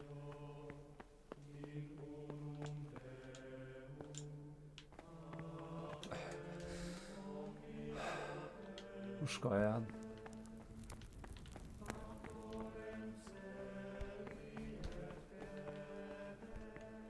Hardcore, ja, det er sånn du bare tåler det skuddet tåa, er ikke det? Ja, jeg vet ikke helt. Jeg er ikke noe glad i det, da. Jeg har prøvd det, liksom. Når jeg har spilt kode personlig, så liker ikke jeg hardcore, fordi at da tåler det jo ikke en dritt. Og da er det bare førstemann til å se deg. Det blir litt sånn Tarkov-aktig. Men det er meg. Ok. Ja, jeg får gå til sengs, da. Det var opp den der trappa. Team SWAT til Halo.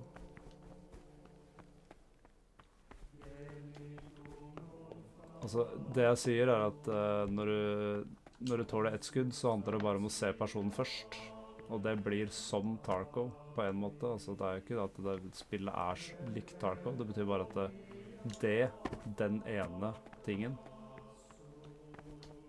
kan du snakke om i Tarkov også. The forbidden books must be in that cabinet.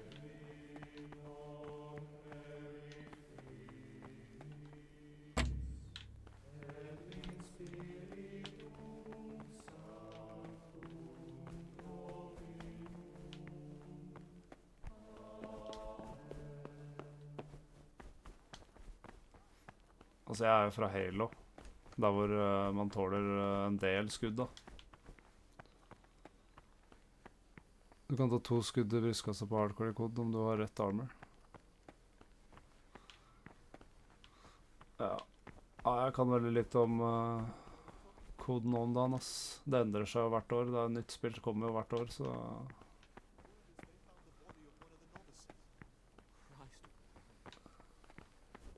her må det være.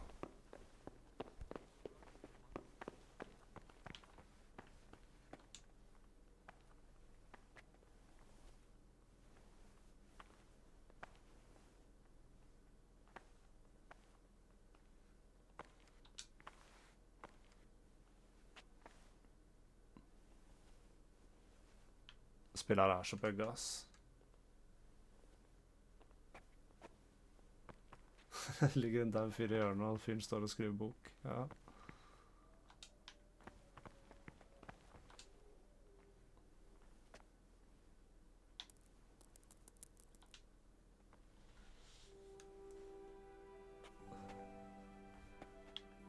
Så hva er greia?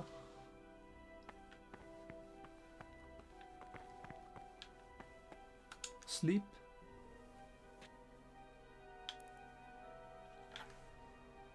Jeg så lei av det spillet her. Toeren så mye bedre, liksom. Oh my god.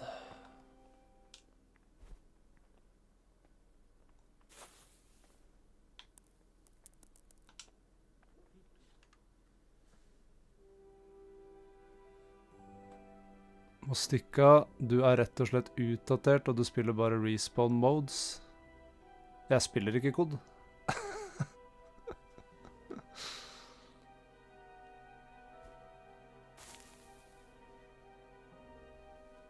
Så det jo helt feil å si. Jeg spiller Tarko. I perioder spiller jeg CS. Akkurat nå spiller jeg det her.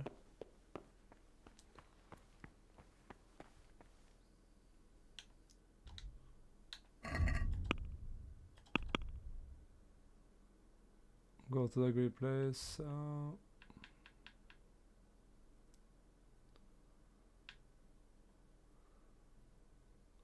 Så jeg må bare prøve å stikke av fra på en eller annen måte. Det var noe snakk om sånn tunnel. Eat with the others. Jeg må bare vente på en mulighet, ja.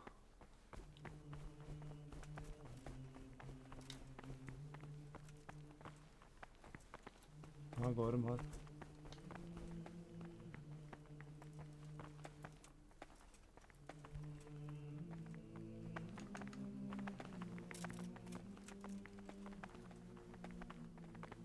Du skjønte at jeg snakket om din beskrivelse av dine code games?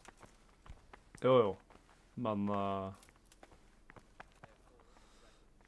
jeg vil ikke identifisere meg som en kodespiller. Altså, hvordan du ser på hva jeg har gjort i kod, det helt greit det, men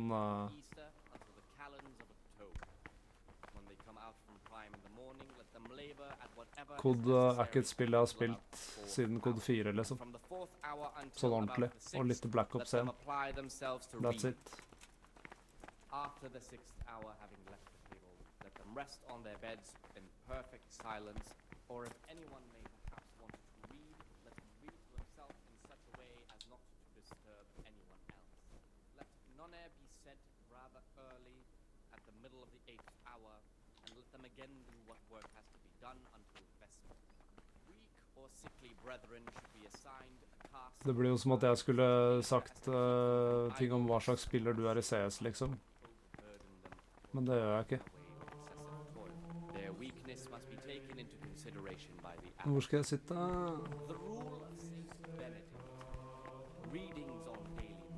Dit.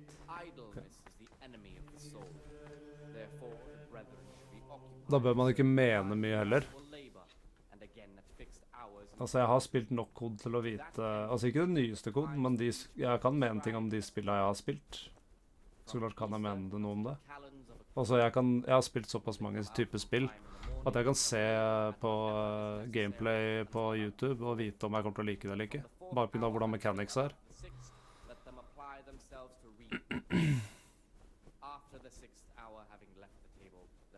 Jeg setter Tarko-folk dag ut dagen og får bare dritt I retur om hvor mye nye kods Nei, altså, jeg likte det. Altså, det... Det ikke det jeg har sagt. Jeg har sagt det var, altså for meg, jeg synes kod det der, ikke sant? Men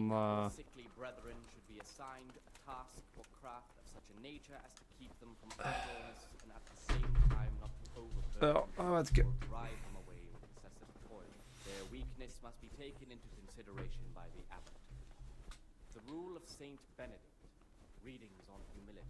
The first degree of humility is obedience without delay.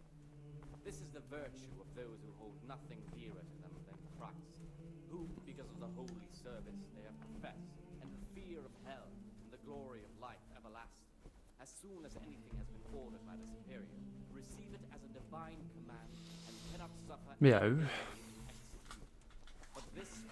Så jeg snakker mye dritt om Tarko, ja da. Jeg vet ikke hva dette ja. Jeg liker å være kritisk til ting. Og det Det er ikke sånn at altså når jeg argumenterer ting, så er det ikke mye følelser i det, liksom. For meg så er det Jeg liker å argumentere, jeg liker å ha meninger om ting. Så om noen ikke liker de, så det er helt fair, det.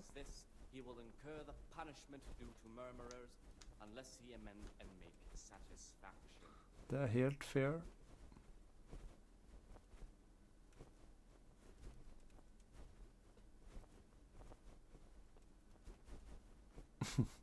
Grafikken her, altså.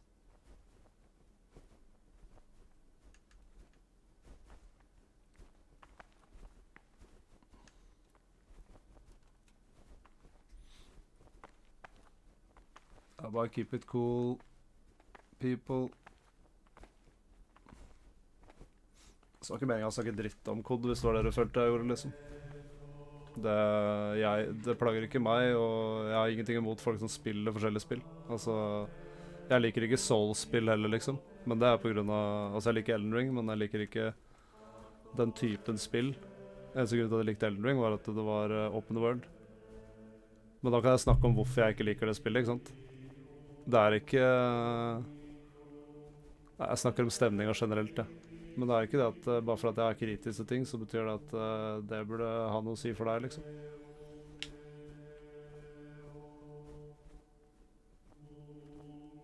Det er jo mye subjektivitet når det gjelder å snakke om spill. Det er jo ikke noe annet enn det der. Så det er ikke noen som har rett eller galt, liksom. Problemet er at dere tror jeg er sint, for jeg driter i det. Ja, men det er greit, da.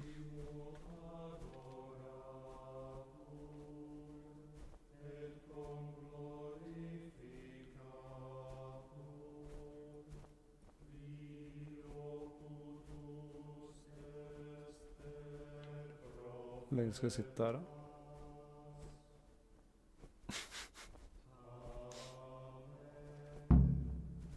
Go work in the frattery.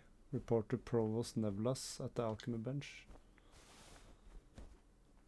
Det jeg merket med det spillet er at hver eneste ting, sånn som bare det å gå fra sted til sted, eller sånne småting, det er veldig sånn forlenget. Men jeg vet ikke hvor jeg skal Altså i forhold til toeren da gikk ting litt sånn mer sånn Men til og med det å spise tar lang tid i det spillet her. Det er sikkert inn der hvor vi skal drive og skrive og sånn, er det ikke det? Read.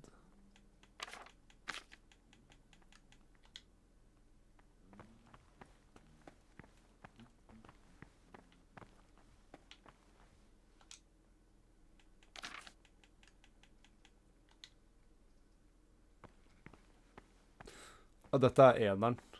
Og jeg har egentlig bare begynt å spille det på grunn av jeg synes toeren var så bra. Men jeg synes eneren er ganske altså ja, shit i forhold til toeren. Jeg vil egentlig bare ha storyen.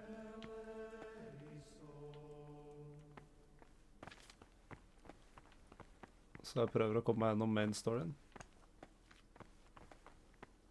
Tenkte jeg å ta en til playthrough av toeren senere.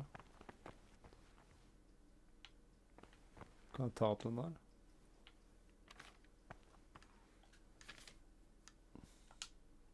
Det står pickup, så da regner jeg med at jeg bare kan ta det, egentlig. Men ja, nei, det spillet her er ikke bra i forhold til toeren, ass. Ikke i nærheten.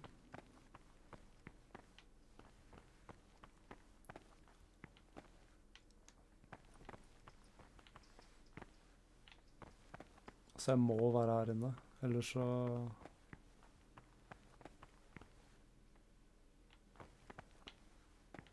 er det liksom private area.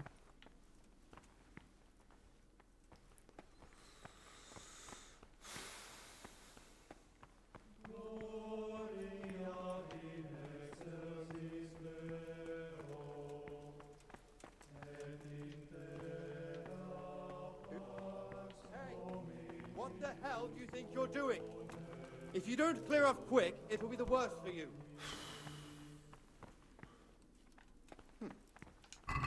Hey.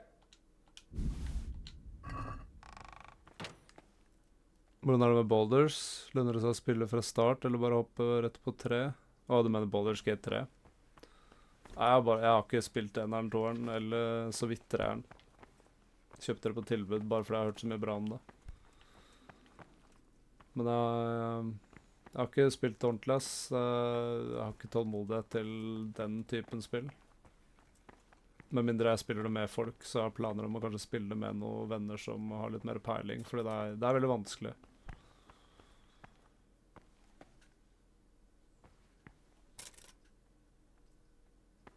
Så jeg har hørt at det er et sånt spill som er veldig vanskelig i starten, og som bare blir lettere og lettere. Det er litt sånn som det her også. Bare verre. Men ja, jeg vet ikke om du burde spille en eller toeren først. Det vet jeg ikke. Det er ikke reset som i Diablo. Hva mener du da?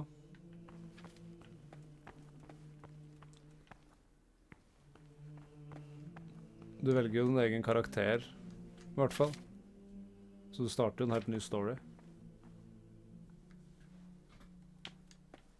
Det er mange som har spilt Baldur's Gate 3 som ikke har spilt eneren, toeren, tror jeg, ass.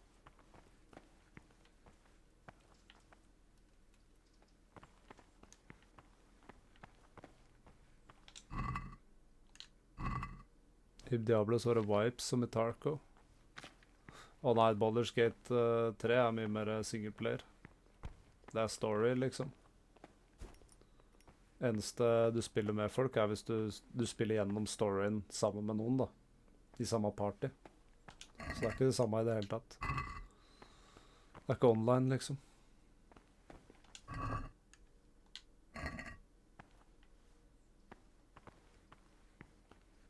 Ja, skal vente da.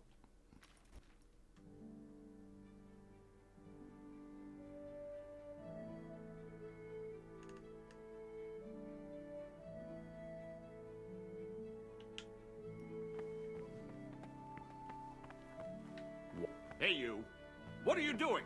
Fuck off before I lose my temper.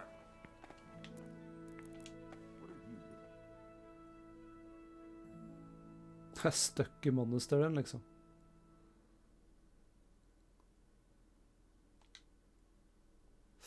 I've had enough of your shit. Personally, I'd rather string you up, but Just my luck. Look, I can't. Do you think? Put me in jail. Just the.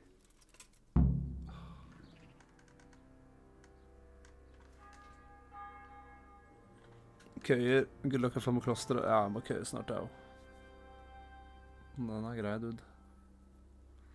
Jeg har faen meg spilt i 10 timer det spillet her, og jeg har ikke hatt det gøy alltid. Det har vært litt gøy, men det er så janky spill, ass. What are you doing here? You're playing truant from the monastery, aren't you?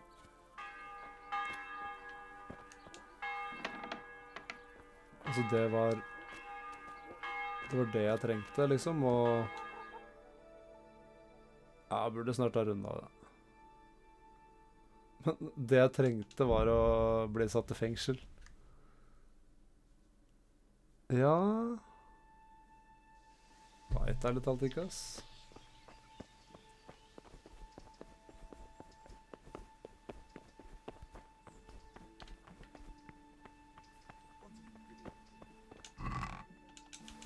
Take all. Boom. Sånn. What are you doing here? Aren't you meant to be in the monastery?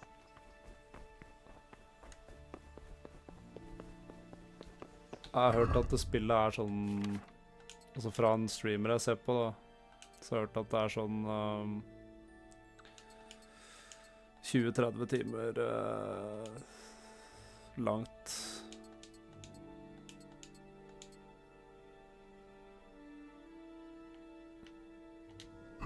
Tar jeg ikke på meg sko?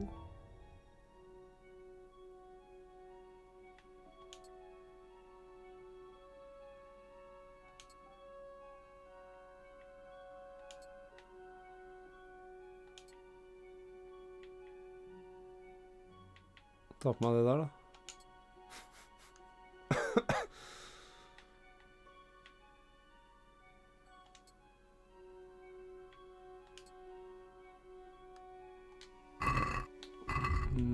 Weapons. Boom, boom, boom.